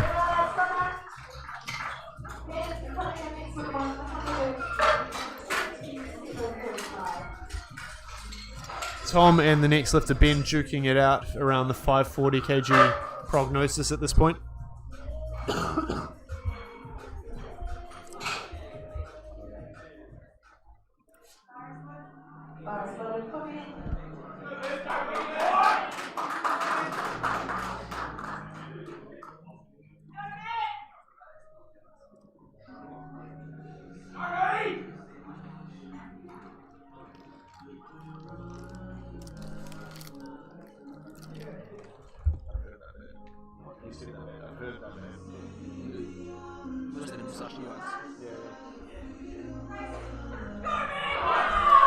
Now, that moved pretty well for Ben. I'm not sure if there was a little bit of a heave. No, the judges like it. 3 white lights. Moving on, we have Luke Thompson just taking some conservative 2.5 kg jumps. Look, I think the thing with this is, yes, I said PBs are wonderful before, but if you're not feeling it on the day, you've just got to take what's there, right? You don't get any points for attempting a PB and failing. I think a lot of younger lifters get fixated, especially those that do not have a coach. They get fixated with certain numbers they want in their head, but nationals is a very different level. You know, For sure. speaking to like many of our world-class level New Zealand representative like Carly Dillon, Yep. Lee Corrigan, even like Brad Gibbs, they said worlds on its own, just being there is a different level. Mentally is different, so Yeah. you can't just say, oh, I hate this in training, I'm gonna exceed it. It's certainly the wrong mentality. Sorry, it was Rob and Viz next, 132.5, and he gets it with ease. Rob is building a decent wee total there. Not wee total, just a decent total. You have to remember that powerlifting, the strongest lifter doesn't always win. The biggest total win. Yeah, and when yeah. it comes to the biggest total, there are many, many other factors than just pure brute strength. Yeah, strength is one part of it. It's your ability to weight cut. It's your ability to make attempts. Or it's the ability for your coach to contest your other competitors' lifts. Hey, Kedrick. Shout out to Arian for doing that at Worlds. Yeah, I don't know who else does that. Ari and Kamisi. All right, here we have Luke, as promised before, 135. This cements him as front runner of the this flight. And unfortunately, didn't go Luke's way again. It sort of looked like he pressed it out. Only 2.5 miss though. It could be worse. Not many misses. Only 2 misses in this flight so far.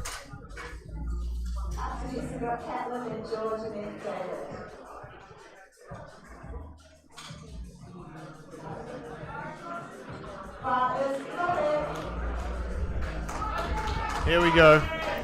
Jesse with a 5 kg jump.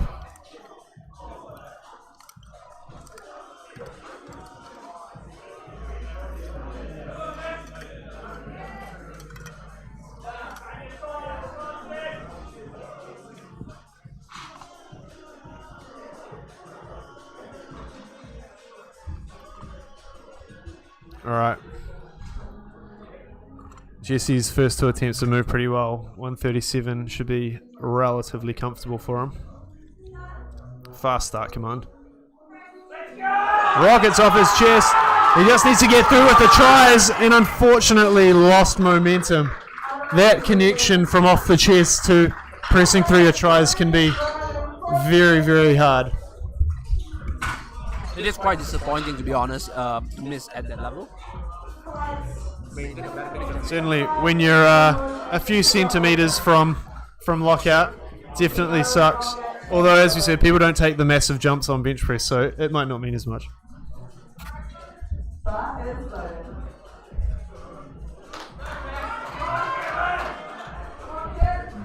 All right, moving on to Catlin, 140. He decided to only make a 2.5 kg jump. I thought his second attempt moved really, really well, but he obviously just wants to bank it. These, I've just been informed that Catlin and Jesse are both coached by James Schroeder, Atlas Powerlifting. And it's looking good.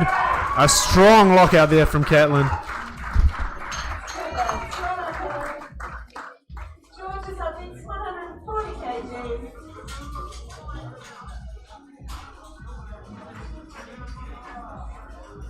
It's just gone 4:30, it's beer o'clock, the bar is open. Are you not rapping at all? I did jury earlier.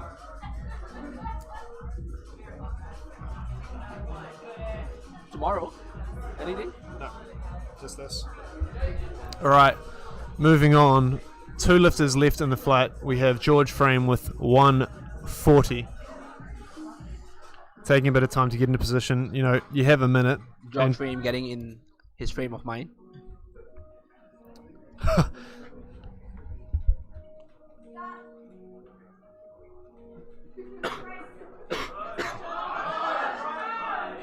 Really good bench by George Frame right there. Very classic PPS sink bench. Big boy sink bench by George Frame.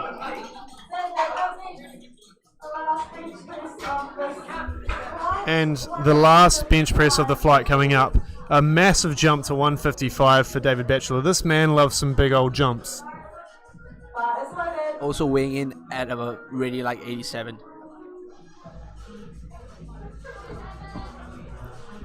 As you say, we might see this man in the 83s. Who knows?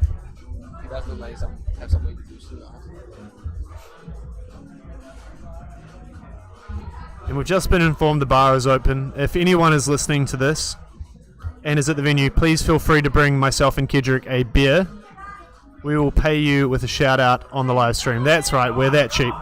And an extremely easy 155. This man is doing some RPE easy work, or RP easy. That rolls off the tongue a lot better. Going straight right into the next slide, opening with Jonathan Christie. Remember what Joel mentioned, Jonathan Christie known for his strong legs, big squat, big deadlift, not so much on the bench. Yeah. I'd say in this, like, you know, as we say, he's not known for the bench. He'll just be looking to get some runs on the board here and set the tone for how he's going to go later. He's 3 for 3 now. It'd be wonderful to be able to go 6 for 6 into deads. You might hear us talking about 3 for 3, 6 for 6, 9 for 9. Like, obviously hitting good attempts is definitely part of it and building a big total. What we might see in this class, because it is so tightly contested, are a few misses here and there.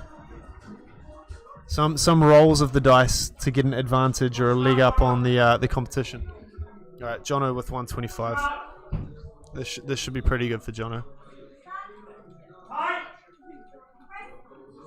And it's as easy as it gets, I think. I honestly have no idea what that was. It was fast. Really, really fast. It was a warm-up for sure. It felt like Rory almost forgotten to change the opener, like he put in a fake one, but knowing Rory, he probably won't make that mistake. Yeah, I would say that's somewhat deliberate. All right, up next we have Phil, 135, Mr. Also an RP easy kind of guy. The first 3 lifters are probably all going to hit something really, really easy. The next one we have Marius, which is probably another RP easy kind of lifter.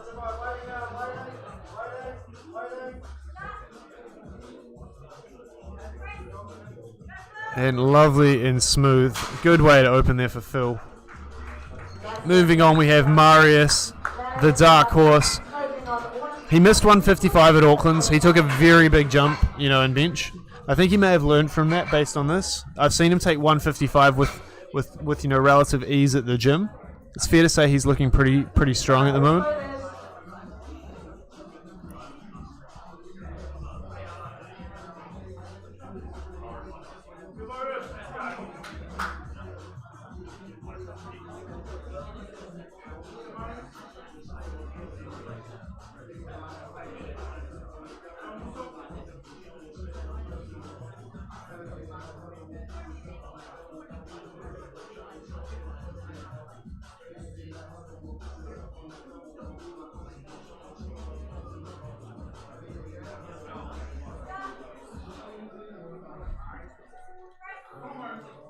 And a lovely smooth opener there from Marius.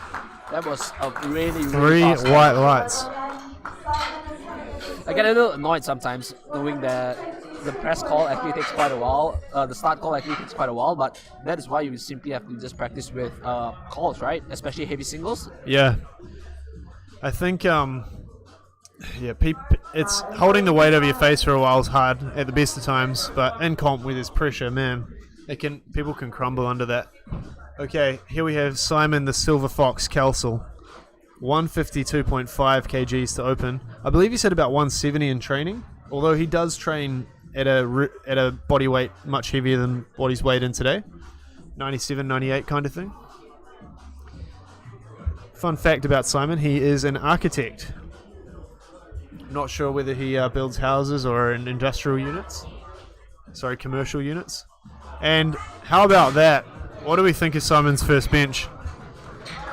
Might crack 172. He could be 170? He could be dancing with 170. That is a very impressive bench. Yeah. Also very impressive that a Masters lifter decides to compete in the Open. Yeah, no, I think hats off to any junior, sub-junior, Masters lifter that lifts in the Open. That's not to say there's not a time for the weight classes, but if you're competitive, don't run from the competition. 100%. Come in here, especially at Nationals. It's not going to hurt your chances for qualifying for a World Championship, but you might as well test yourself against the best. Because at Worlds, that's what you'll be listening as well. Exactly. Simply because you're not just going to win it, 100%. Okay, Jordan Clout taking 155. Now, saw the man in the warm-up room before.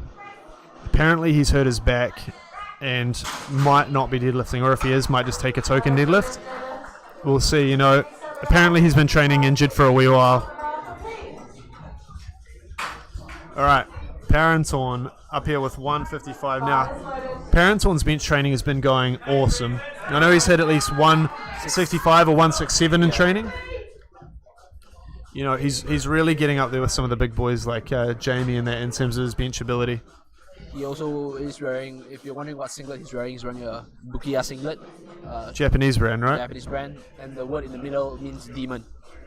Now, you'll notice Parentorn is a sinky boy. Bar sinks into his chest and he gets the press call and it pops off. A lot of speed. What are some of the benefits of sinking, Kedrick, as opposed to touching on the chest light with the bar? You probably get a little bit more momentum right off the chest, but I find that if you lose positioning, I think because... You'll pay for it, right? Yeah, you pay for it, especially during the lockout. Think about it like the equivalent of conventional deadlift or bench press, I guess. Yeah. 100%. Now, Warren's opening with 157.5. He put in a fake opener, 150. Either that or he was feeling a bit shit earlier in the day. We've seen him bench, I think, 170 at Auckland's. So, 157, build from there.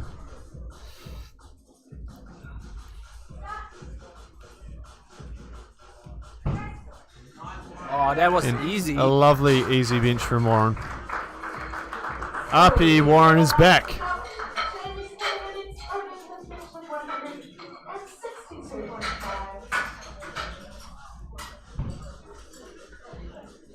What is Jamie King's best bench?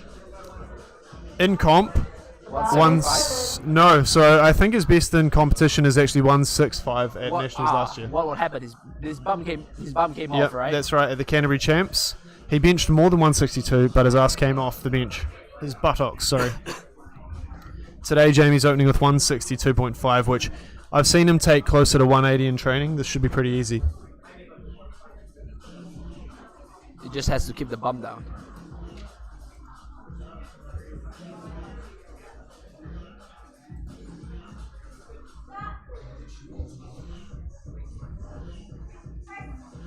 And that was very easy. Very, very smooth. 3 white lights. That means, without a doubt, both his butt cheeks were on the bench. Those powerful butt cheeks remained on the bench. To the top of the round, Lee McLeod, 172.5. Now, I believe this will be a PB for Lee. Lee's best bench in competition is, guess what it is without looking at the screen? 170. 165. He hit 170 at the mock NZ Invitational because the competition was cancelled. He was quite light back at Auckland Champs in July. He only weighed in at 87.8, which is having eaten that morning. Didn't train. This is 7.5 kgs over what he finished on last time. The man has benched 182.5 in training recently. Also part of the Sync Boy crew with a very fast looking 172.5. As we said, Lee he's getting stonks with the bench because he needs it. Definitely. You might have noticed that the press call was slightly longer. Yep. Why is that? So, the press call is given when the bar stops moving. Some of the guys that sink will touch the chest with the bar, but it continues moving downward. Hence why it takes what seems like longer, but in reality, the bar might still be moving. Jonathan Christie, 132.5 for a second attempt. Based on how the first move, I'm quite sure this would fly as well.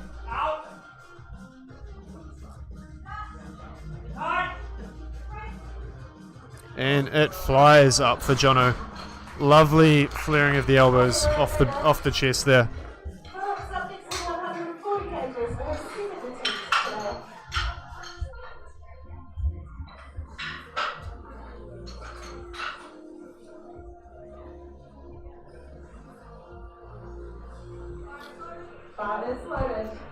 Looking forward in the round, both Warren and Jamie have made 7.5 kg jumps in their bench, so Warren and Lee and Jamie, but I would say that it's Lee just seeing what Warren's doing and not overextending this early in the round. If he winds up with 182, 185, that will be epic. Okay, Phil Chan, 140, a 5 kg jump, 135 through. But this one's a little bit harder.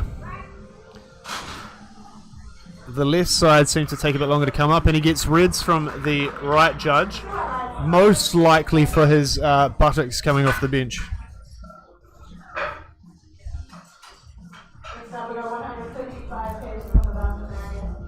As someone like you who bench with their feet forward compared to their feet under their hips, what is the biggest difference you see? I think it just makes it easier to get your feet flat on the ground with your feet forward as opposed to underneath you. You know, in the IPF and NZPF, you have to have your feet flat on the ground, which is arguably something that makes it harder. A lot of lifters that try to bring them under their body, although they might feel tighter, the side of their foot is revealed. Alright, Marius with a 7.5 kg jump. This will be a comp PB if he gets it.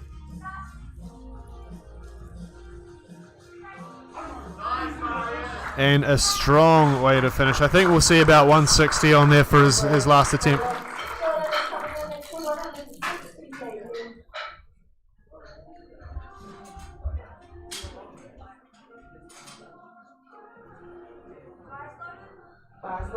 And the bar is loaded for Jordan Clout. 160.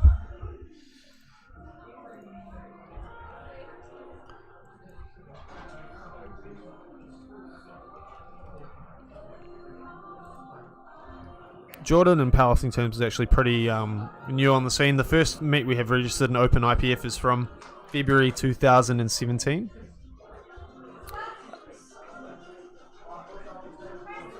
His best bench in competition is 160.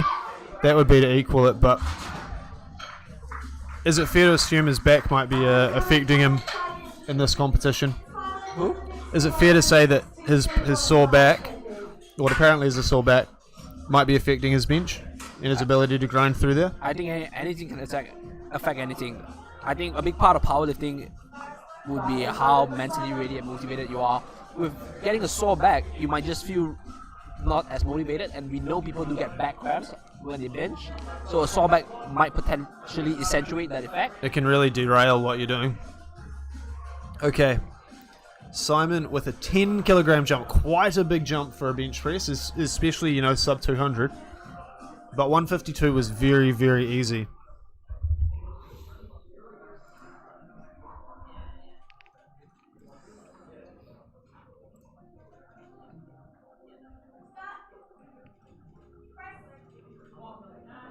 And another pretty easy bench there from Simon Kelsall. I guess having a successful weight cut does help quite a bit, huh? It certainly does. It's not your ability just to get to the weight. It's your ability to rehydrate adequately in the 2 hours that's given to you, right? So fun fact, after parents on. We won't digress from what will be a sick attempt here from Parental. Also, for the listeners, that was a PB for Simon on the last attempt.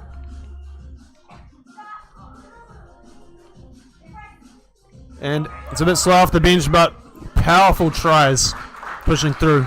He benched like that, right? Like even with his 165, he kind of moved like that as well. Fast off the chest, stick like right above the chest, and he locks it out with the tries. Yep. And that's what we said about some people flare back further. Pops back off the chest as the elbows come under the bar, and then they push through. Is strong triceps a requirement for the bench press, or at least in that style? In that style, definitely. Yeah. I think if you sink, you probably need strong triceps. All right, Warren Roth moving up 7.5 kgs to 165. This is what he actually finished on at Auckland's. So this will be an equal PB in the 93 kg class for Warren. As we said before, he was third place in the 105s at 2019 NZ Nationals.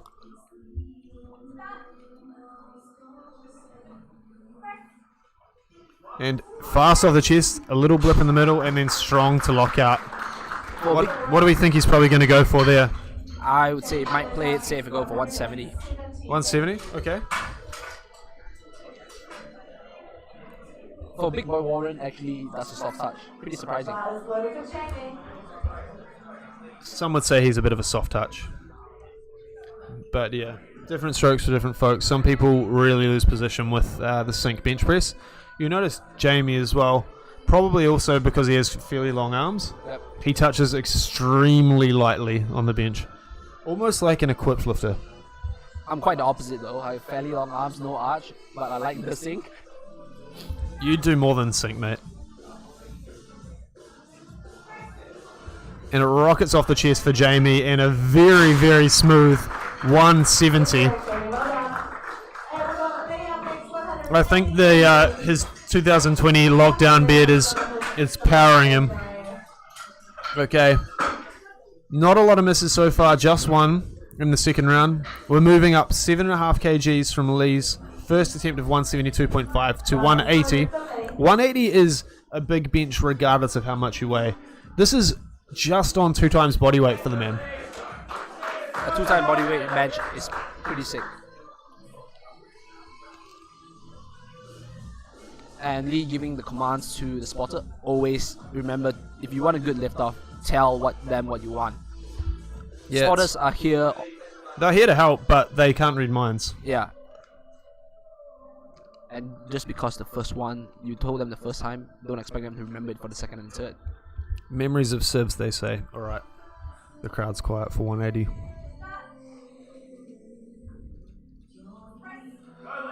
And it rockets off the chest. It looked like he pressed out a little bit. But he locks out, with 180. What do you think you go? I think 182. Yeah.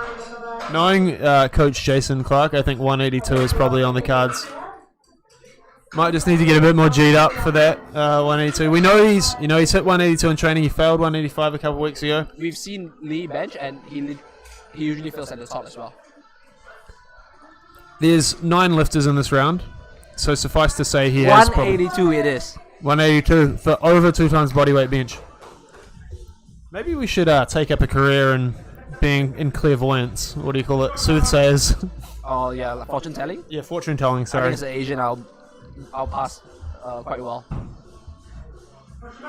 I mean, sure, I might as well. Anyway, to the top of the round, we have John O'Crifsey with 137.5. Takes it down to the bench. His chest quite slow, but rockets off there. Nice, strong lockout. And Jono's now gone 6 for 6.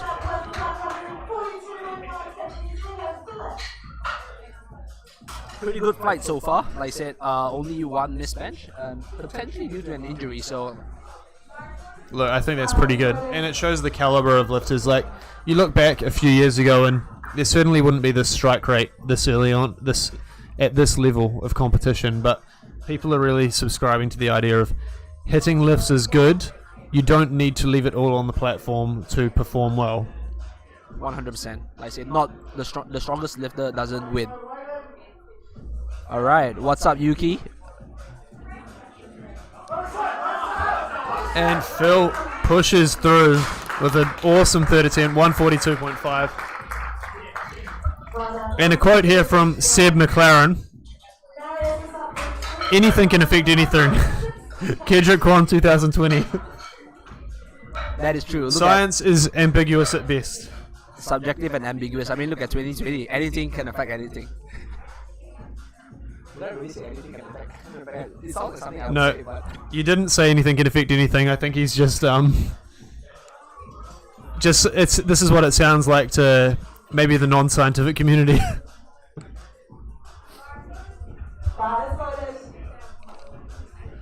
Alright, as predicted, Marius has moved up to 160. I know he's been practicing his comp calls and training. Head judge Evie Corrigan certainly isn't known for short press commands. nah, but he had a slight sticking point. Yeah. Evie Corrigan's quite strict with her bench calls. Marius does have quite strong tries and whatnot, so I'm confident that provided there's enough momentum off the chest, he's got it. Might see a few guys getting a bit more hyped for this round of lifting. It's important to stay in contention for a decent placing. And he's pushing through! I mean, unfortunately, with the closer grip bench presses, if you lose that momentum, connecting through is quite a bit harder. One thing with the closer grip bench press is that you can't flare under the bar, so your elbows are slightly more forward. Hence, it's really harder to efficiently press it up. So I would say that's a downside of closer grip bench pressing. You can really get it off your chest quick, but you feel at the top. Anything can affect anything. And we have Jordan Clout taking another go at 160. He wasn't far off before. He's hit this before. Hopefully, he can get it. And a lot more momentum in that one. I don't know if he touched lighter, got a faster call, but something went different. He came back, crushed it. Definitely a really, really good bench. Yuki powerlifting, watching the stream while he's supposed to be in classes. We'll tell your teachers. No, just kidding. We want you watching. And someone's asking if Rory's roofing tomorrow. That sounds like a competitor trying to get an advantage. We're not going to reveal anything. Anyway. And also spell Rory's name wrong. Parenton with a 2.5 kg jump to it. 165 now. 162 wasn't easy, super easy off the chest. We know he's good for this, but he wants to bank those lifts. And a perfect third attempt. Really, really good bench. There we go. We have a celebrity supporter for Pad Thai Strength. Yusuke Suzuki. Yeah, 83 kg one of the best bench presses in the world on the stream. Thank you for joining us. All right, Simon Kelsall. This will be a 7.5 kg competition PB if he gets it.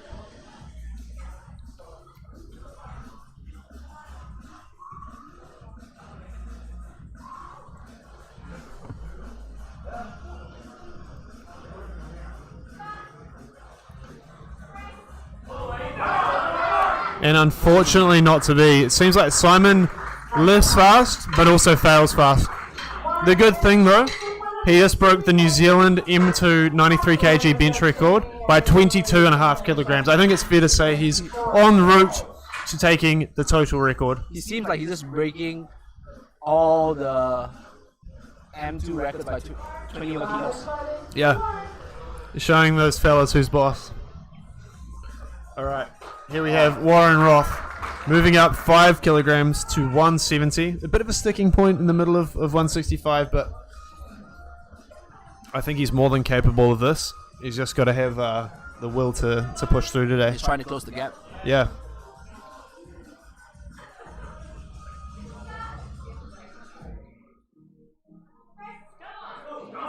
And he's about to lock it out. Did it move down in the middle? Will the referees give blue lights? And both side refs believe the bar in its entirety moved down. So the bar one side can move, but the bar in its entirety cannot. And he's got handler Angus Fulford went to the jury to contest, and unfortunately was told Immediately yeah, dismissed. that sucks. Like, you know, a maximal lift, trying super hard. There's obviously a lot of emotion into it. Just falls short due to slight technicality. But that is the game we play. Alright, Jamie about to take a PB bench press of 175.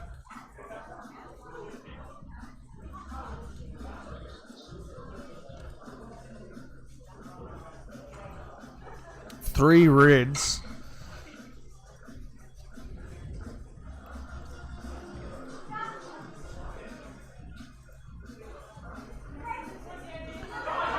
He'll want this and unfortunately not meant to be today. Unfortunately he's missed both his third attempts. Might not be feeling great after the weight cut, I don't know. Well, what do you think Coach Jason Clark would do in this instance? He was actually setting himself up for a really big deadlift. Yep. You know Jamie, I don't really know him. I love his memes.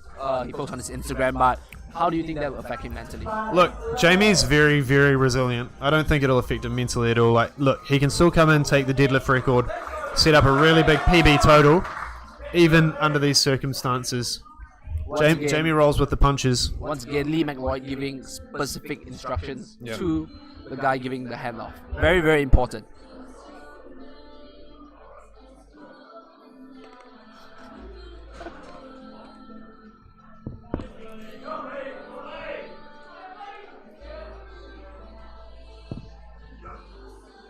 All right.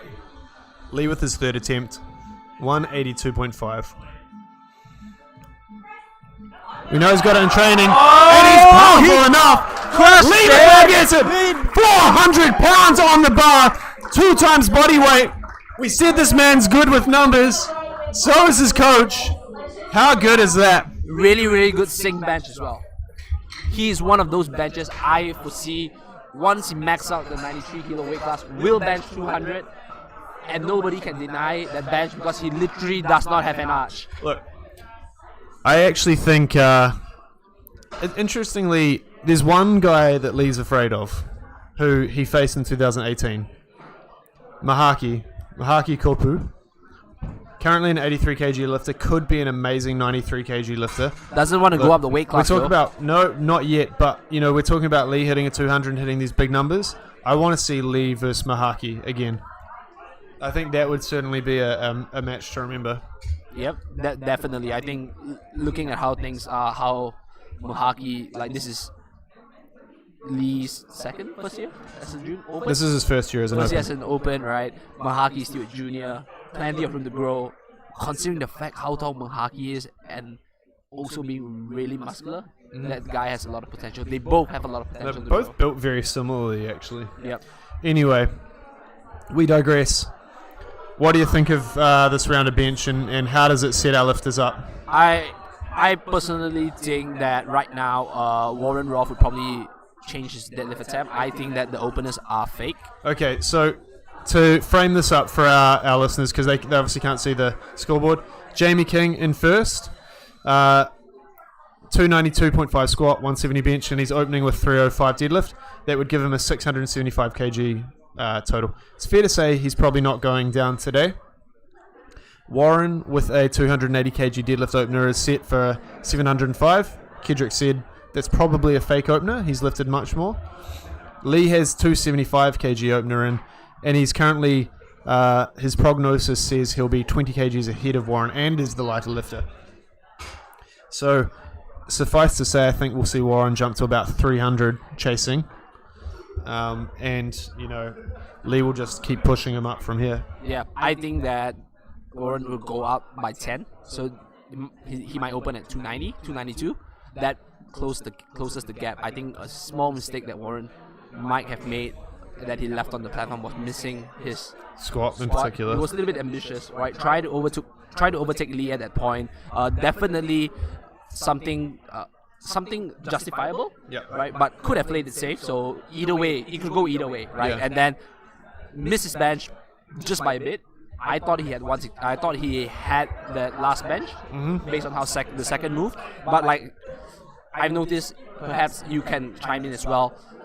The weight cut does affect the bench quite a bit. It certainly can, and we talk about weight cutting versus dieting, right? Yep. I think a good weight cut executed well won't affect bench, as in you water cut, rehydrate adequately. A diet, however, loss of mass, whether that be fat mass or muscle mass, can have a bit of an effect on bench. Yeah, at least science has shown like even dehydration in the sauna at 1.5%, you don't really see a decrement in performance. Yep. So if done well, that could be something. But Warren said that he might have cut a little bit too much, Yep. so that could be something there which just maybe gassed him out on the bench press. But that sets him back a little. If he would have maybe 5 to 7.5 kilos more, the fight would be much closer, Yeah. and he might not have to pull something so big at the end to Yeah. chase with Lee. You also have to remember that Lee is a decent deadlifter. Yeah, Lee is a good deadlifter, and all he needs to do here is push Warren up, force Warren above his abilities. Warren's best in comp is 320 at 93 and maybe a little bit more at 105. So it'll be interesting to see what happens. And what about the placings below? So I think it's fair to say top 3 are probably locked up. Yeah, 100%. I think Jordan Clout might be out. We don't know. He's currently seeded 4th. I think if Jordan Cloud comes in the pool of token deadlift, he might just slip out of contention. Yep. Like Michael C. And Parrington, regardless of what Jonathan Cloud does, actually is coming quite close in 4th place. Yeah, and he's in a good spot to be able to total 700. 272 deadlift, which is well within his range, needed to total 700. Jonathan Christie having strong legs, definitely not out of the picture just yet. With 6'6", 2.5", right? The thing with powerlifting is that anything can go wrong. I remember the 83 kilo juniors. Thomas Delamore from Getstrand was nominated in 7th. He finished 3rd. The only reason why he could climb was, one, the lifter who was nominated 3rd, which if made all his openers would be quite far away from 4th place. Paula Winnica bombed out. So unless everybody makes their first deadlift, nothing is really set in stone just yet. As they say, the party doesn't start till the bar hits the floor. Now we're going to take a quick 5-minute break. Hopefully the camera doesn't stop working, and we'll be back with you all very, very soon.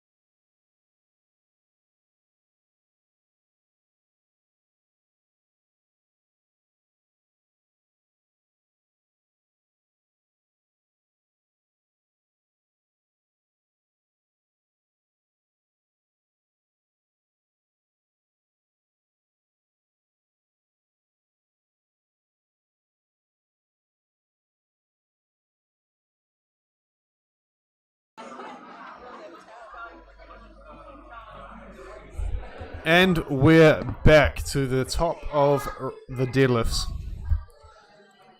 Sorry, minced words there. Alright, first flight. David Batchelor, Mr. RP Easy opening up. Perhaps not as easy as the bench and squat, but moved pretty well. 210 opener.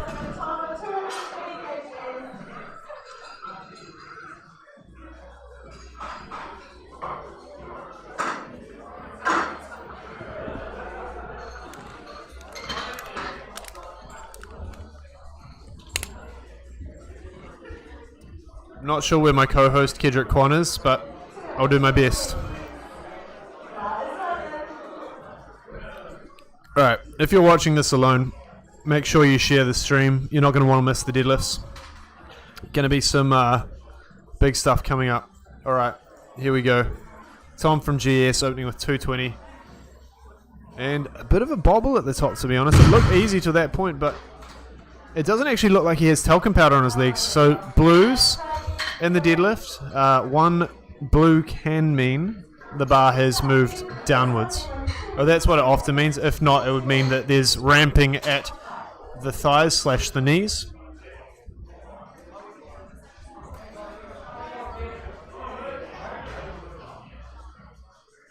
Alright, our next lifter up is Ben Wilkinson.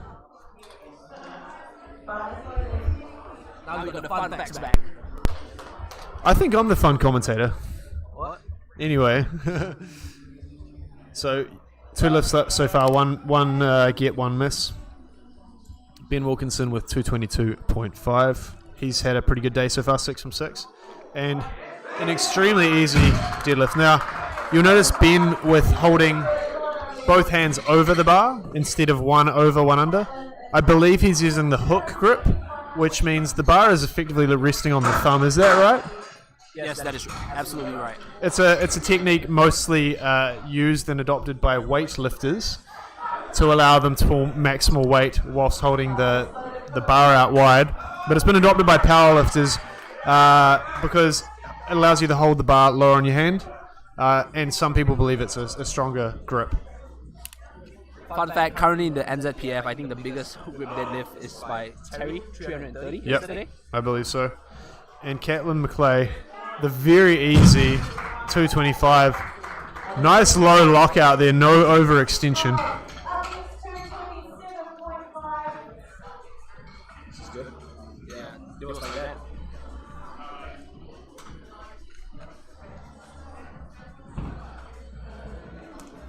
Shout out to Robin Viss saying he loves spending time with his 2 daughters. Definitely had that trend right there.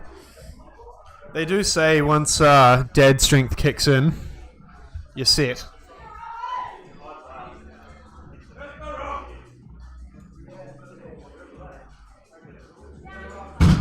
What a smoke show by Robin Viss. Absolutely phenomenal. Who says bodybuilders can't deadlift? I don't know. I actually don't know who. I have no idea. I don't think you can diss a bodybuilder unless you're more jacked than that person. It sounds about right. Alright. Jesse McClay opening with 230. This man's on his way to a 600 total, that's for sure. I'd expect to see a pretty reasonable jump after this.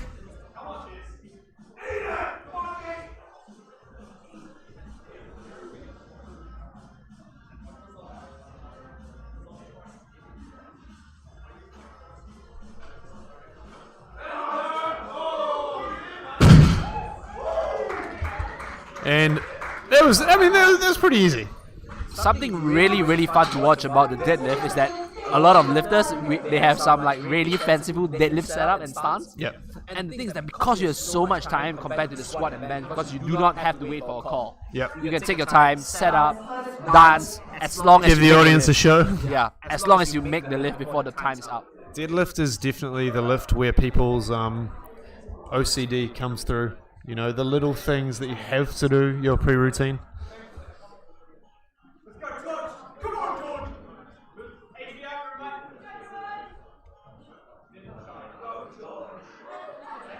A decent opener there from George. Always good confidence when the deadlift opener is easy. It's a statement. This is my third commentary session, and I'm going to repeat it again. I say the only reason why I make it through the bench is because I know I have the deadlift to look forward to. Joel would disagree because he thinks that the best lift is the bench press. If you agree with me or agree with Joel, type it in the comments. Yeah. Deadlift versus bench. What's more important, bench or deadlift? I'm If on you team say deadlift, you're wrong, and you need to work on your bench. All right, here we go. Second to last deadlift of the round. Matt Chan, 240.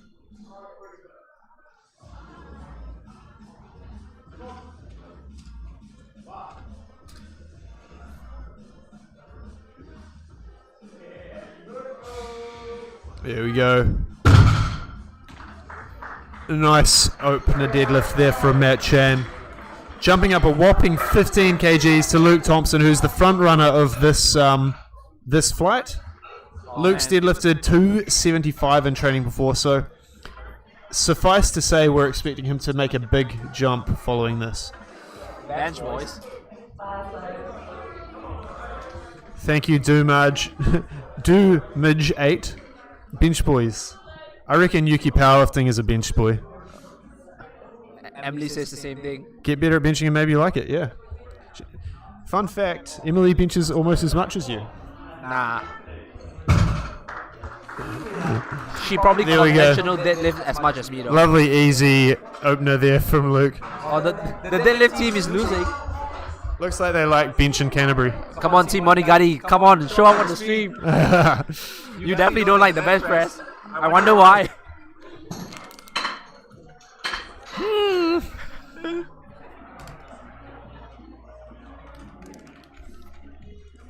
Oh yeah, Seth McLaren in for the deadlift.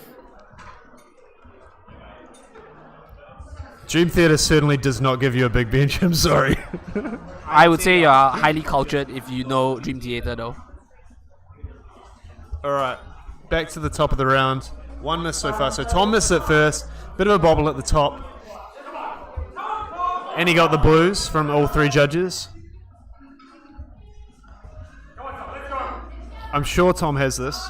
It looks like he's talked up a little bit more now, so hopefully the lift will slide up his legs, and much easier.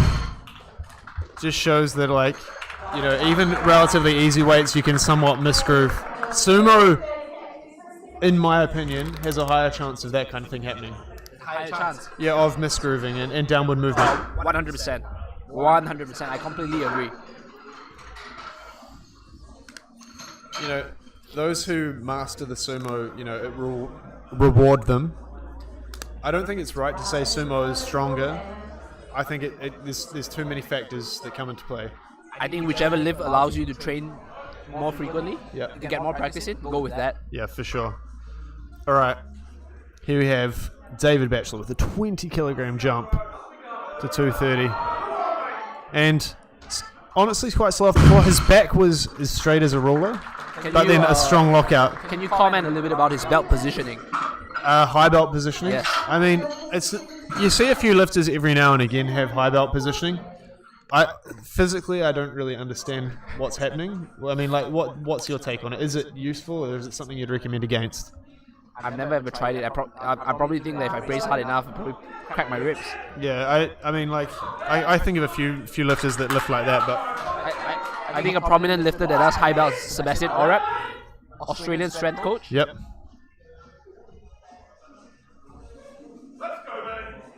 And here we have Ben Wilkinson with 240. These 93 kgs are not messing around with their benches today.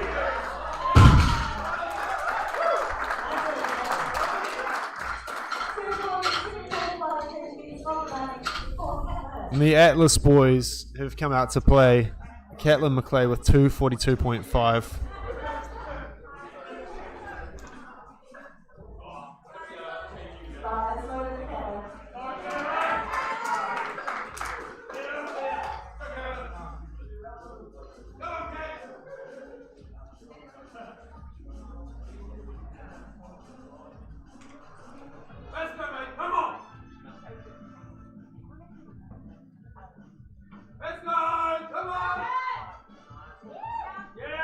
And another good example of that low lockout.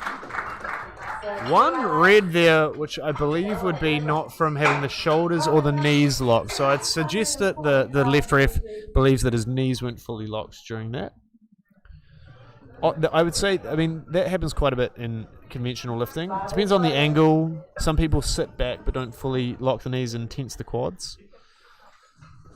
To answer Emily's question, Jesse McLeay is ahead by... They're now at the same subtotal, but Jesse has yet to go. Certainly bragging rights ahead for the person that wins. Here we have Rob taking 245. An easy 245. He is playing. Oh, but there was a bit of movement. Skipped the down call. Now, he missed that. It was very easy. What would you do, Kedrick, as a coach? Honestly, I think I would just jump. You'd jump? Yep. There's nothing to lose. He potentially wants to hit a personal PB, not in the running for anything. What is there to lose? And it wasn't hard. It was just a technical fault, which you can correct really easily. Yeah, you can definitely correct that. As long as his head's in the game, it'll be all good.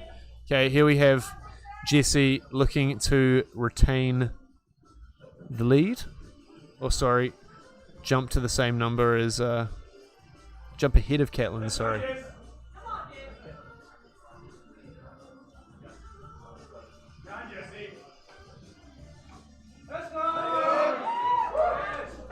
Now that will give Jesse a 597.5 kg total, 15 kg ahead of Catlin.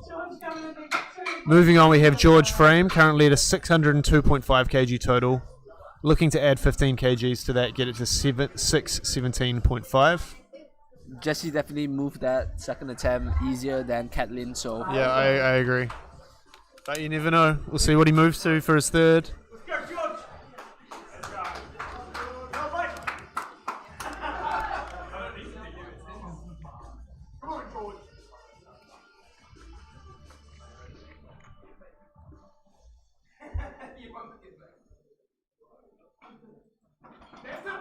And a bit of speed wobbles, but he locks out 247.5. What causes the shakes in, other than a heavy deadlift, what could cause the shakes in a deadlift? I honestly have no idea. Some people just really shake, you know? Like, not something to bring to mind, Angus Fulford. Yep. Junior, 93 kilos. Super strong deadlifter. Record holder, shakes anything above 220. His best deadlift is 290.5. Yeah. I think... you know, it's certainly not a sign that things are going bad. Sometimes you just got to keep it a little bit closer, perhaps. I would say the biggest potential fault would be just kick the bar forward. Yeah, 100%. Recover quite hard. All right, here we have Matt Shane with a 17.5 kg jump.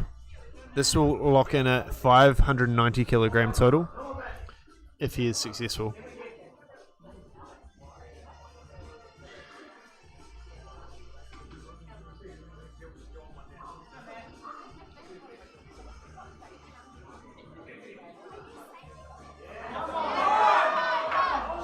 And it was not meant to be today. Like, lost it, knocked it a little bit around the knees, and unfortunately lost that. I thought it was too big of a jump. It was certainly a big jump. Based on how 240 moved. So the thing with sumo is that if you are slow at the lockout, it's quite likely you'll be accentuated at a higher weight. Definitely. All It right. probably means you are quite quick off the floor. And we see that in this case because he was tipped over and couldn't lock it out. Yeah. Here we have Luke Thompson with a 20 kg jump. I mean, another big jump, but conventional. He's lifted this before. This is 2.5 higher than his comp PB. Luke's fun fact here. And easy, I reckon, somewhere in the 280s next. Luke started powerlifting because he was sick of waiting for his fiancée Sarah to finish her 3-hour training sessions. Is that the real reason why? That, according to his fun fact. That's a great way to get somebody to train though. If you love someone, train with them. Although I think the flip side might not happen. If the guy trains for 3 hours, quite unlikely the female will start powerlifting. You never know.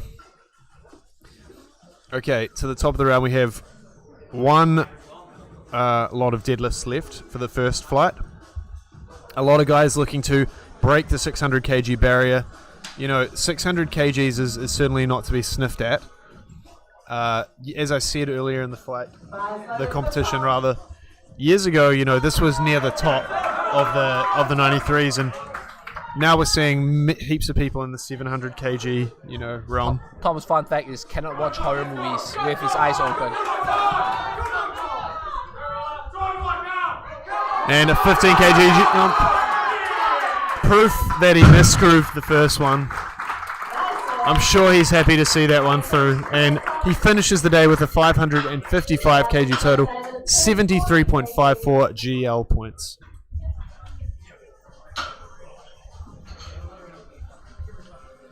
Up next we have David Batchelor. Now, David has locked in a 600 kilogram total, so as we're saying, quite the milestone for any weight class, especially, like under 100 kgs, the 93 kilogram weight class. He's now looking to add 10 kgs to that.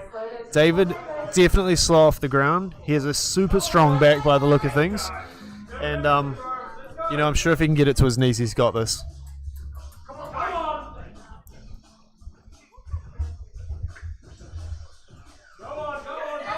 The hips rise, and unfortunately it wasn't meant to be. The man was so close to a perfect 9 from 9 day. Maybe 235 would have been there, I don't know. But, 600 total, still great.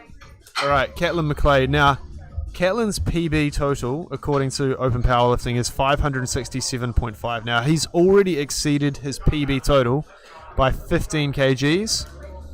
This will be an equal PB deadlift, so, perhaps he's been concentrating on squat and bench. But I'm sure he'll be very happy to get this one. It will lock in a 590 kilogram total, which would be a 22.5 kg PB. Christchurch NZ films, what's the deadlift record in the 93s? It's 318 kilograms, held by Jamie King, who is in our next flight of lifters. Crowd's getting behind Catlin. He's from Canterbury, so I'm sure much of the audience will be keen to see him get this. And honestly, there's more in the tank. He nods. It's approval. What do the referees say, though? 3 white lights. I think he could have loaded a little bit more on there.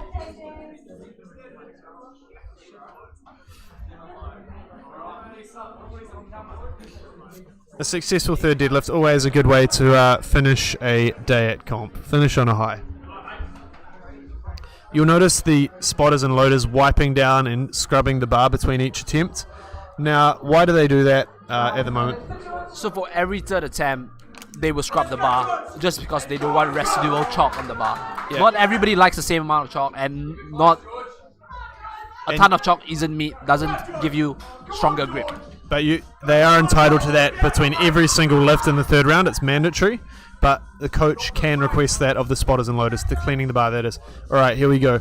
George Frame, 252.5, and he had a hard go of 247. Probably an ambitious jump, 5 kgs. Maybe on a better day it would have been there, but he finishes the day with a 617 kg total.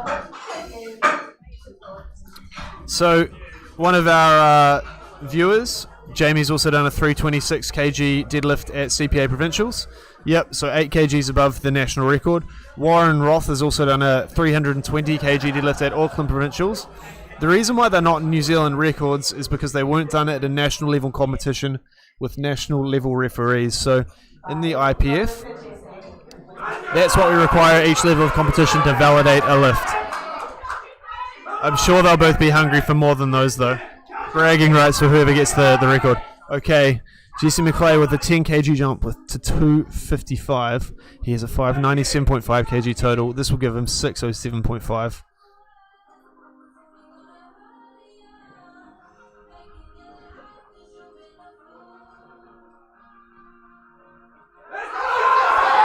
And it's too easy. He lets out a sigh of relief at the top. How good is that? It must feel good to get a third attempt deadlift. I think having 9 third attempt on any lift is rewarding. There's nothing more rewarding. I think the deadlift has something special because it's usually when the crowd goes crazy.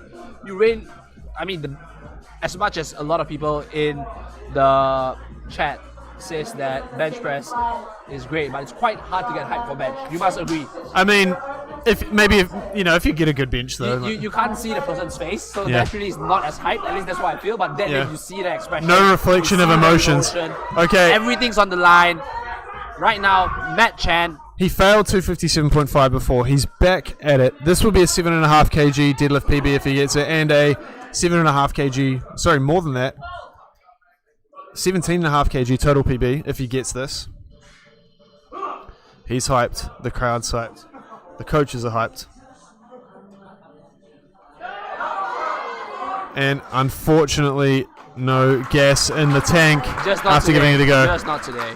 I can tell you from experience, trying to crawl and it does not want to budge off the ground is a very interesting feeling. The sense of your blood pressure building and then dropping very suddenly can knock you out, quite literally. Are we talking about Jonathan Christie? Well, yeah, well, no, I wasn't actually, having had that happen myself, but, we'll wait and see. I think Jono's past that. We've currently got 98 people on the stream. Will we get to 100? Please share it with your grandparents, share it with your girlfriend, share it with your boyfriend.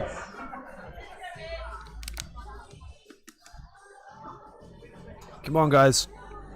But watch this before going to the pub. Alright, everyone's getting behind Ben. He trains at Atlas Gym in Christchurch.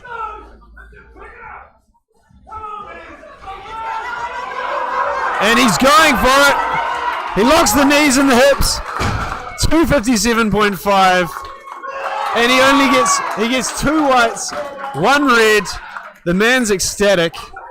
Finishes with a 580 kg total.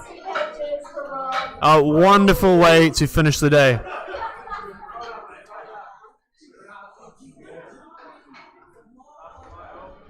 Two lifters left in the round. We have Robin Viz followed by Luke Thompson.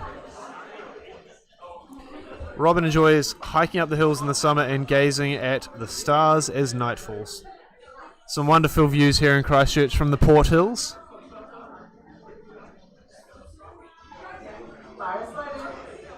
Alright, he failed his second because he put it down before he got the down command, but they've chosen to move to 2.6 anyway. I believe that was the right call based on how 2.45 will move. Let's hope he's got the fortitude to pull through here. He's got a 600 total. This will jump him up. And it was easy! Give the man some more weight. He got the down command, 3 white lights. That gives him a 632 kg total. Remember what I told you, Joel. Like, there really is nothing to lose, especially if you know you can correct the technical fault. Yep. However, I would not recommend that for everyone, especially if you've never competed before. 100%. Learn, get the experience, and then do it. All right. Luke here. He's currently totaled already 7.5 kgs beyond his best. He's equaled his best deadlift, his deadlift personal best, which was done at Auckland Champs. He's now going to attempt a 287.5 kg deadlift, which will give him a 252.5 kg total. Massive deadlift. Just to make things interesting for this round, if Luke misses, Robin wins this round. Hey? If Luke misses, Robin wins the round. Yeah. So, No, no, Robin. no. Sorry, he's already got it. sorry, I was looking at the points. Robin's just too light. I think this should be fairly... It won't be easy, but I think Luke will have this. He's pulling. Luke's a relatively new lifter, and I think he's going to cap off 300 before long. 3 white lights for Luke. How good is that? That concludes the first fight. And we were right. Jordan Cloud taking Yeah. a token deadlift. We have 1 round of deadlifts left. Jordan Clout is out. Taking a token deadlift just to, get a total. I think that's the right thing to do, to be honest. Like, don't bow out, post the total. And as we say, we're talking about giving lifters, more rest before. There's only 9 people in this round. The minimum's 6, the maximum's 14. So relatively, it's a short round. I think staying in the game, posting a total is the right thing to do. And we have the spotters and loaders vacuuming the platform with a Dyson. CPA does not mess around. They don't buy no cheap vacuums. Okay, Kedrick, we'll give them the quick rundown before. So, as we did before, it's Jamie's, Jamie is so far ahead, it would be very, very hard to lose unless things went catastrophically wrong for him. Warren has come in with a higher total in terms of, he's ranked second. Lee, 50 kgs behind with a 700 kg nominated total in third. Lee is certainly coming up, and based on the openers, Lee's ahead by 15 kgs and is lighter in body weight. The Dyson for $50. They bought the Dyson for $50. Please direct me to where you can buy one of those Dysons for $50, because I paid $675 for the same vacuum. Let's go. And I think it's fair to say that Jordan has much more on the table. And he can deadlift more than 75. Sorry, I minced my words. So Warren apparently didn't fake his open. Or did he? He's moved it up by 5 kilograms. Yeah, so but what might he be doing here? He lets Lee dictate the weight, and he takes big jumps, conserves himself for his third. Exactly. I think that would be a fair thing to do. Like I said, I'm still on holding the stance that he could have closed the gap a little bit better, but I'm only saying this in hindsight. It's quite hard to make the decisions on the go unless you can predict the future. It certainly is. And Jordan Clout has actually put in 235 for a second attempt. What's he trying to do? I have no idea. Maybe he might just probably want to load the bar so that the spotters and loaders can make it. Yeah, so it's at least close to what the next guys we're lifting. It's a good guy, nice guy move, right? Yeah. Well, we're assuming it might be the complete opposite. Simon Kelsall. We don't have any fun facts about Simon, but he is an architect, as I said before.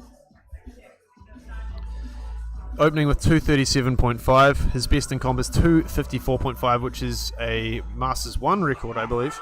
And very easy there. With the opener of his deadlift, Simon has cracked the Masters 1 record and the Masters 2 record. Oh, really? For the squat, bench, and total. What a guy. I guess you can say that the fun fact for Auckland champs, Simon basically had to jump in the hot bar for 3 hours. 2 hours, because he was heavy, around 95 kilos in the morning. That would hurt. Alright, we have Phil Chan with 240 opener. Very, very easy opener from Phil. He has a very close squat to deadlift ratio. 245 kgs and just cooking.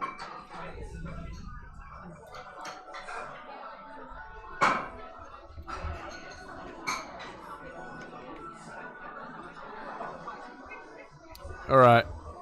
Pad Thai strength up next. Now, I know this is well below his ability, but he wants to get on the board, progress from there. Fun fact about Parentorn. He gets annoyed when people call football soccer. I think with those quads, you wouldn't be a very good soccer player, Parentorn. You see a good soccer player? Read the facts, mate. Oh. And very easy 245 opener from Parentorn. He wants that 700 total. He also said he's a hybrid athlete, but I've seen him do weightlifting. I wouldn't exactly call it athletic. All right. And Marius Tona'u. This is his first year of powerlifting, his second powerlifting competition, and he's come from a rugby background.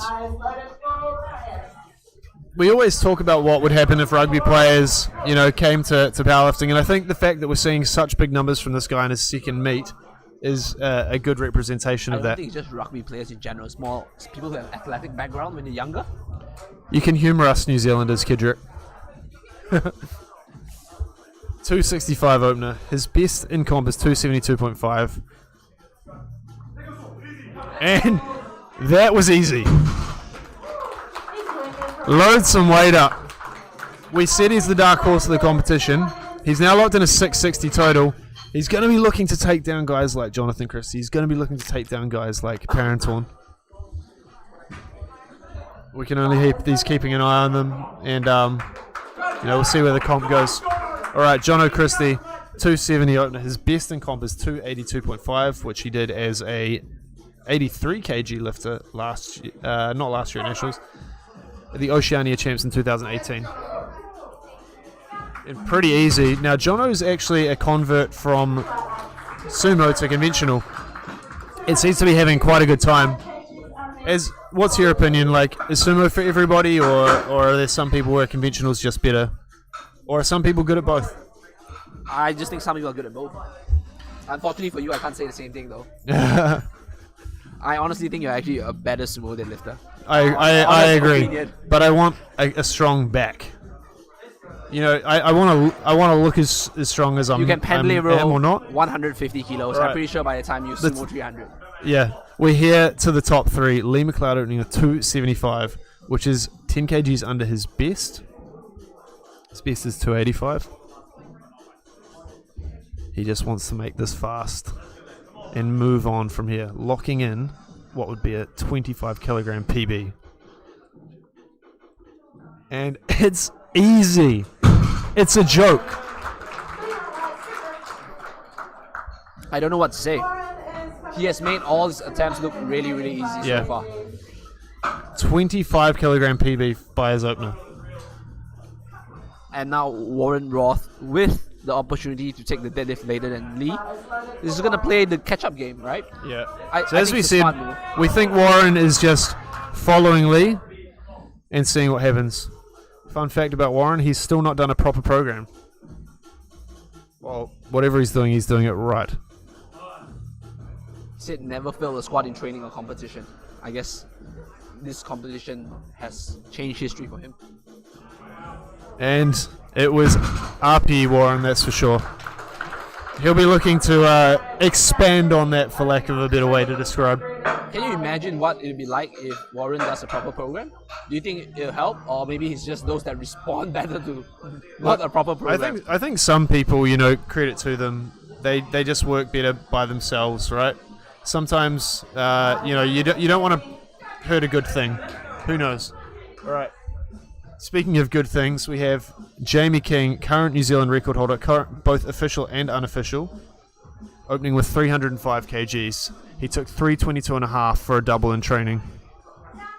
A nice, easy opener there. The question is now, will he go to 318.5 to take the New Zealand record on his second? What do you think? I think probably around there, or 320. You see what Coach Jason PPS would do then? Yeah. So Jamie's obviously, he's not had the day that he wants so far. He's missed the third squat. He's missed the bench. I incorrectly said he hadn't missed a squat on strength before. He did apparently at Oceanias in 2016. Anyway, he's still in for a PB total. His PB total's, in the 780s. If he plays his cards right, he'll still be up there.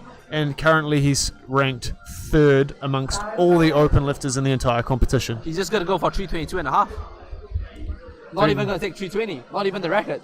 Just straight up 322.5. Screw the record. Crushing the record by 4 kilos.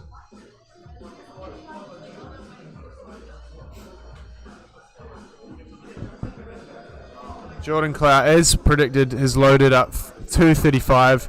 So at least there's 4 plates on there. A little bit more of a break for the spotters and loaders. They don't need to unload all the way to 75 or whatever.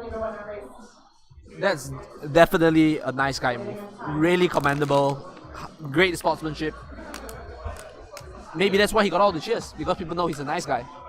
Jordan, the nice guy Clout. Let's get that trending. And as the announcer said, thank you to the spotters and loaders today.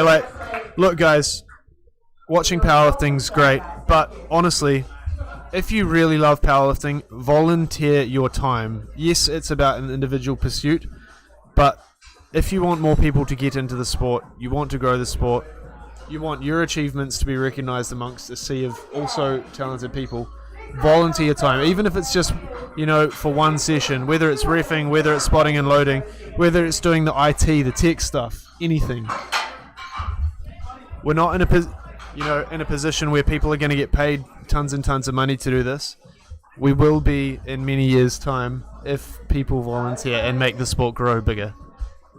We have to make powerlifting great. Yeah.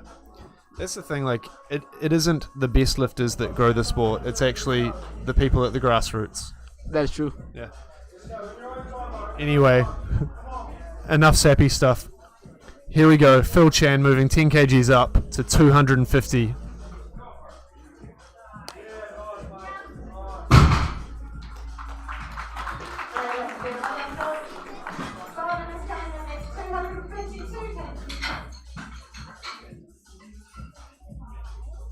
And Jordan Cloud going up to 240 on his third deadlift attempt.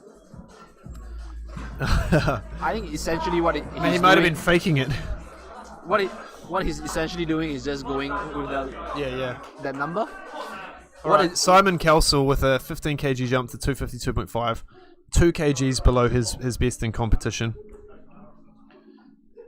He missed 262.5 at Auckland, so it'll be interesting to see what he does here, if he's jostling for places or not. This will get him a 652.5 kg total if he's successful. Simon with the hybrid sumo stance. Fairly close. And lovely, easy lockout there from Simon. Seals in a PB total from 8 kilogram PB. Masters 2, pretty impressive. 652. Yeah, that's awesome. You know, when Simon does eventually get the chance to go represent New Zealand at Masters Worlds, I think he's going to definitely do some damage. Alright, Parenton with a 15 kg jump, 245 to 260.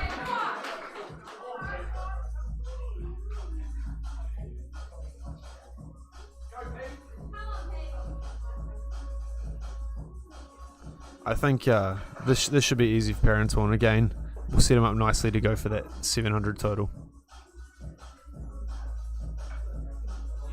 And it's very easy, and a slight grin there. He doesn't want to give too much away, but I think he's quietly quite chuffed with that. Next we have Marius, 282.5. Here we have, Pretty big jump. Hey. 17.5. yep, Marius the dark horse.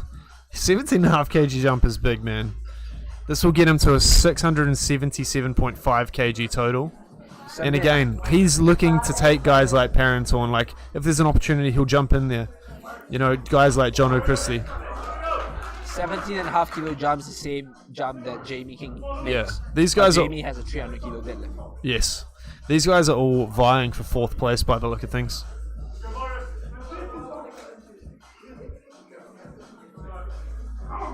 $265 was easy. We know he has the strength, the sporting ability to do this.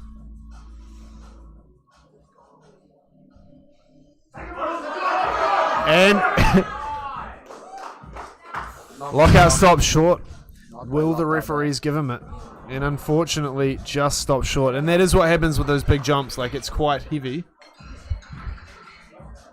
He just couldn't quite get the shoulders back by the look of things. You know, lesser refs would have given whites for that, for sure. Lesser refs would have given whites for that. I've seen whites be given for not lockout deadlifts. And you want to keep the standard high. This is the nationals. It is a different animal. Yeah.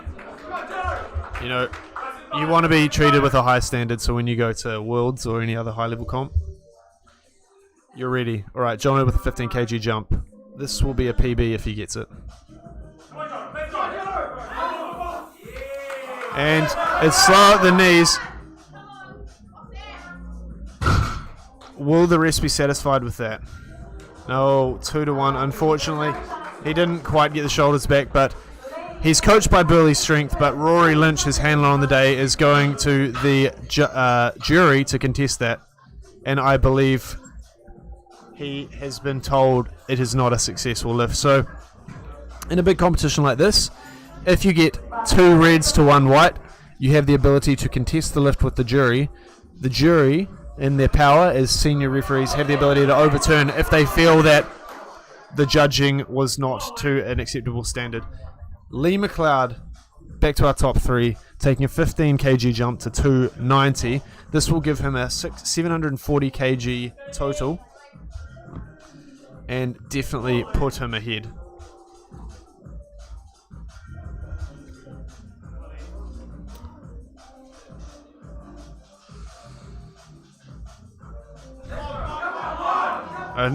That looks easy. That lockout especially is extremely fast. Lee's best in training's 295. You know, shit, man, he's 30 kgs ahead of Warren as it stands. If Warren gets his next lift, it'll be 10 kgs. But Warren has to beat Lee. I think he's going for 297.5, probably as a placeholder, depending what Warren does. Yeah, we'll definitely see what happens here. Warren does have one advantage. Anything over 322.5, he can chip. That is true. As we said, chipping, the That 500 is if gram Jamie increments. hits The 322.5. Yes. As we said, chipping is an advantageous play if you're in record contention. Maybe we'll see that play out today.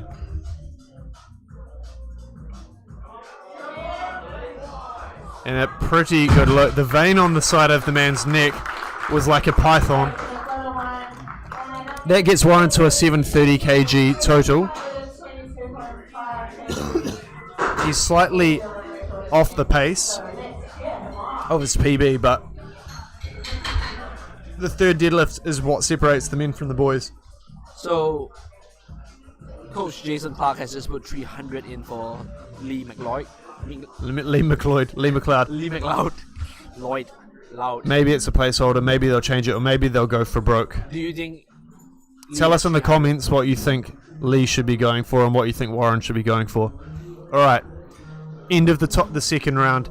Jamie King is going for an official New Zealand record in the deadlift. 322.5. He's lifted 326 before at Canterbury Champs. It's fair to say he has a fair margin ahead of his competitors. What he wants to do now is seal in a PB total. And very smooth from Jamie. 322.5. A new New Zealand record in the deadlift. Probably going for that 330.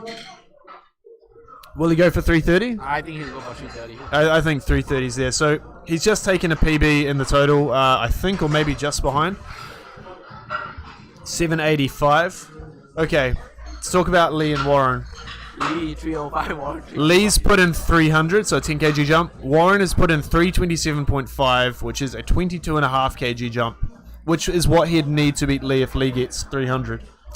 They're both fake. Yeah. I think they're both fake. I think if Lee went for 300, there's no chance he'll get it. That's what I personally think.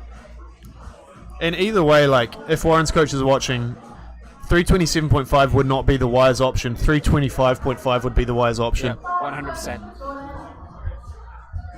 So if you are strong enough to hit a record, you can move up in 500 gram increments. What you don't need to go the full 2.5. So why take the additional risk? As we say, it might be fake attempts. We'll see what happens. Live stream MCs. And most importantly, the Canterbury Powerlifting Association, the biggest nationals in the country. Okay, the lifter's getting a bit of a break with Jordan Clout's fake attempt. Shout out to Canterbury Powerlifting for hosting a wonderful event. It's been going for 4 days so far. And honestly, this is the best nationals I've personally ever attended. And I've been to, 5 possibly, maybe 6. I think the only meet that I've been that's better than this is Worlds in Sweden. Yeah, but then again, the comment... there's a lot of money. The MC sucked really bad. Yeah. Before, I mean, we're doing a good job. Yeah. The MCs here are doing a good job. All right. This is where the rubber hits the road. Simon Kelsall with a 7.5 kg jump to 260, which will get him a 660 kilogram total. you know what the Much better than 660 the band. You know what the Masters 2 world record is? I don't know off the top of my head. Perhaps you could look while we're waiting.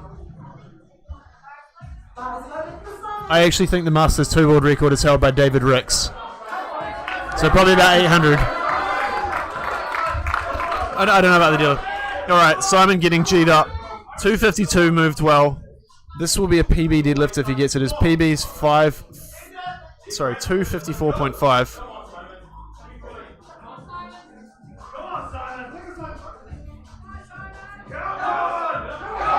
And unfortunately, a case of bar too heavy today.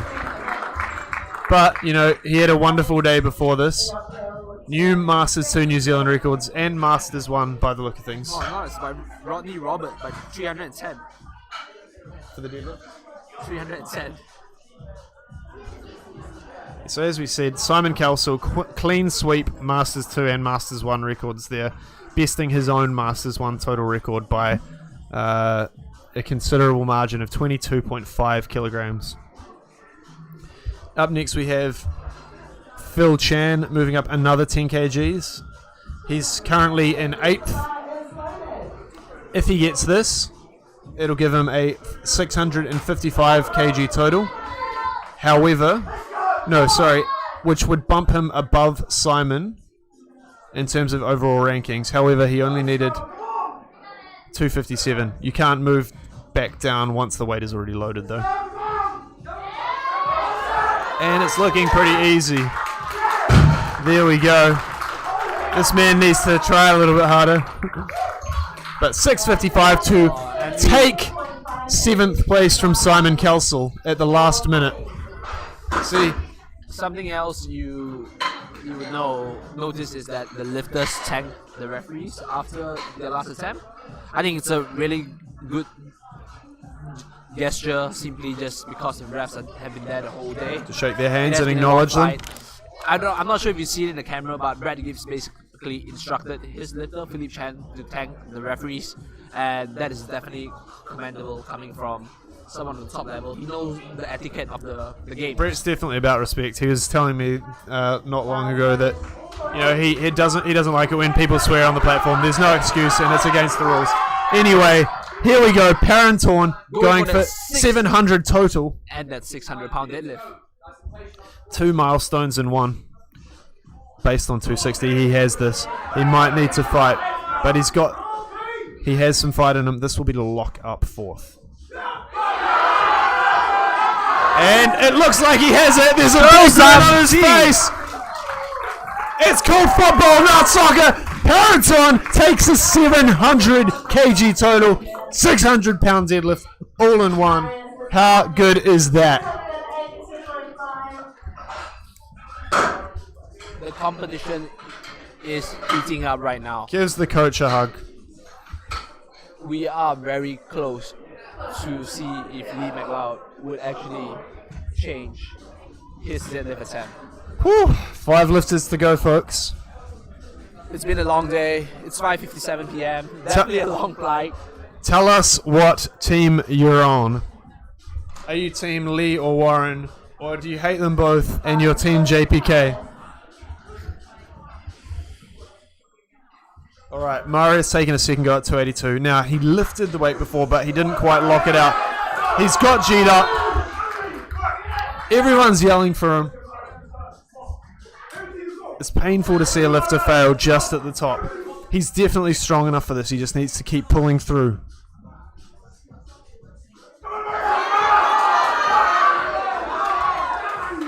And he leans back more. The shoulders go back. And 2 to 1. He gets it. Locks up.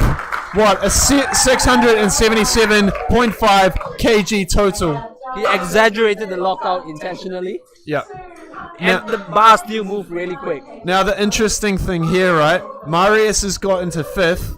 John O'Christie would need to move up to 287.5 to take 5th from Marius's hands.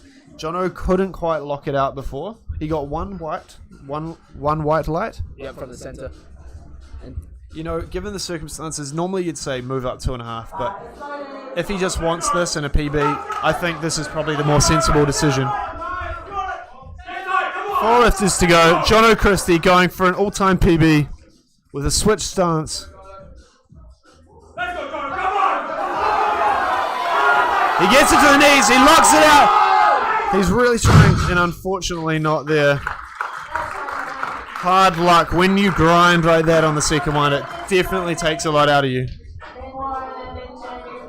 Alright, 3 lifters left. Lee McLeod with a 300 kilogram deadlift. This will be a 5 kg PB in terms of training, 15 kg PB in competition. And this is a massive massive. Milestone. That's a lot. 300 deadlift is just no a lot. joke, regardless of who class. And So- his fun fact is he just wants to beat Dylan, Yeah. Mr. Well, Goldilocks. he's on the definitely platform. done that. Again. But look, Lee just needs to push Warren up now, right? He's already ahead. If he fails this, Warren only needs to go for 3:17.5 to win. If he gets this, Warren is going to need to take 3:25.5 at least. He's G'ing the crowd up. He's looking strong. Does he have this? Will he get his PB? 300 kgs. He just needs to keep pulling. Let's go, Lee. Come on. It's shaking, but he pulls through. It looks like he has it. He's getting on. What do the referees say, though? 3 white lights for Lee McLeod. A big fat deadlift from the accountant. He's currently in second. That is stonks. Much like a dollar cost averaging strategy, he has averaged well throughout this meet and come out with a massive 750 kg total. Went 9 for 9. Okay, Warren's moved down to 315. Obviously, he doesn't believe that something big is there, or maybe they're faking it and they're going to move up. You get 2 changes on deadlifts. Before they say the bar is loaded. I mean, that was an extremely alpha move from Lee. It literally is saying no shit's given. Exactly, and that is how you, as the underdog, you come in and take names. Alright, Warren just looking to move to 315. Finish on a commendable 740 kg total. Definitely not his best day.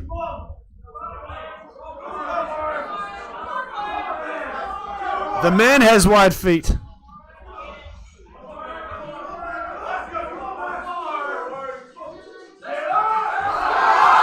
It should be good. And he pulls through. There it is. And he says, thank God, it's over. That was for Jesus. And although he didn't get the win out of Lee, he still comes third in what was an epic class, especially the top 3. Alright, but this isn't the end. 1 lift left. This beats both the current New Zealand record in the deadlift, both official and unofficial. 330 is a massive number. If he gets this, that'll get him a PB total of 792.5. Perhaps not the day Jamie wanted, but maybe the day he needed. He's playing some sick drum and bass. They've got Summon the deadlift gods. the the drum and bass on him. DJ Kiraru is bleating through the speakers. You won't see him at the banquet tomorrow because he's going to a drum and bass gig. He's often blamed for using all the plates at Unbreakable. I mean, that's a symptom of being super strong. He doesn't work in the fitness industry, and he doesn't give out unsolicited life advice on social media. But what he does do is deadlift big. 330 going down. And unfortunately, it was not to be today. Not the best day from Jamie, but he still comes away as the king. Stick around, we're going to do prize giving and What do we have to say about this, Kidrick? Really intense feel. Basically it's just really intense. Like I came in the session feeling quite tired, but watching the lift just really energized me. The competition was tight. Even if let's just say hypothetically we split round 1 and round 2, both rounds had tight competitions between them. Certainly. We have to definitely give all the lifters credit for putting up the best today. Credit to the 93s for lifting the standard, both in, attempts made and also just in general, I would say that Lee definitely would go away with the most epic lifting of the day. Coming close would be, I would probably give it to be honest, Parrington. Yep, for sure. Parrington did really well. Maris did really well.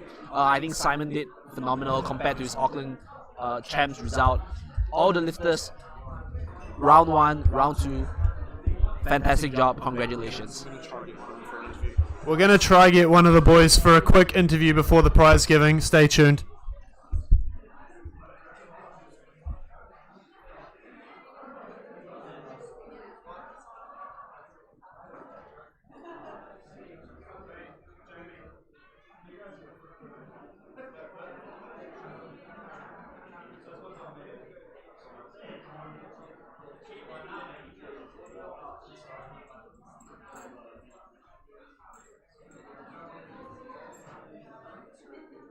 Did you get someone? Yeah, I got Jamie. The drug test is after him as well. Yeah, just come out here. And we're here with Jamie King, gold medalist in the 93 kg division. How do you feel your day went, Jamie? Oh, it was a bit like ups and downs, really. Yeah, like just didn't really have any gas on my third attempts, which is kind of like probably maybe weight cut related or something. Because I mean, I doubled that 322 in the gym and it flew, so yeah, thought I would have had that 330 deadlift. Yeah, but oh well, like still a PB total by 2 kilos, so. Exactly. something good to come away with. Could you comment a little bit about your 303 squat? It is well known that you usually never miss a lift on the squat due to strength.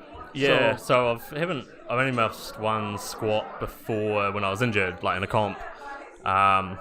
So that was like the first really. It's just kind of like when I saw the video, actually, like it looks like I got it up further than it felt, but then it just sort of like pitched me forward a bit and couldn't really recover. So yeah, it happened pretty quickly. Yeah. Alrighty. Well, we're pretty impressed with lifting today, and it's fair to say that you dominated. Go and get your drug test. Alright. Yep. Sweet as. Thank you very much.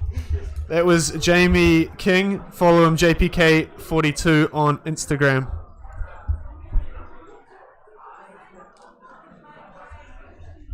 We'll be back soon with the prize giving.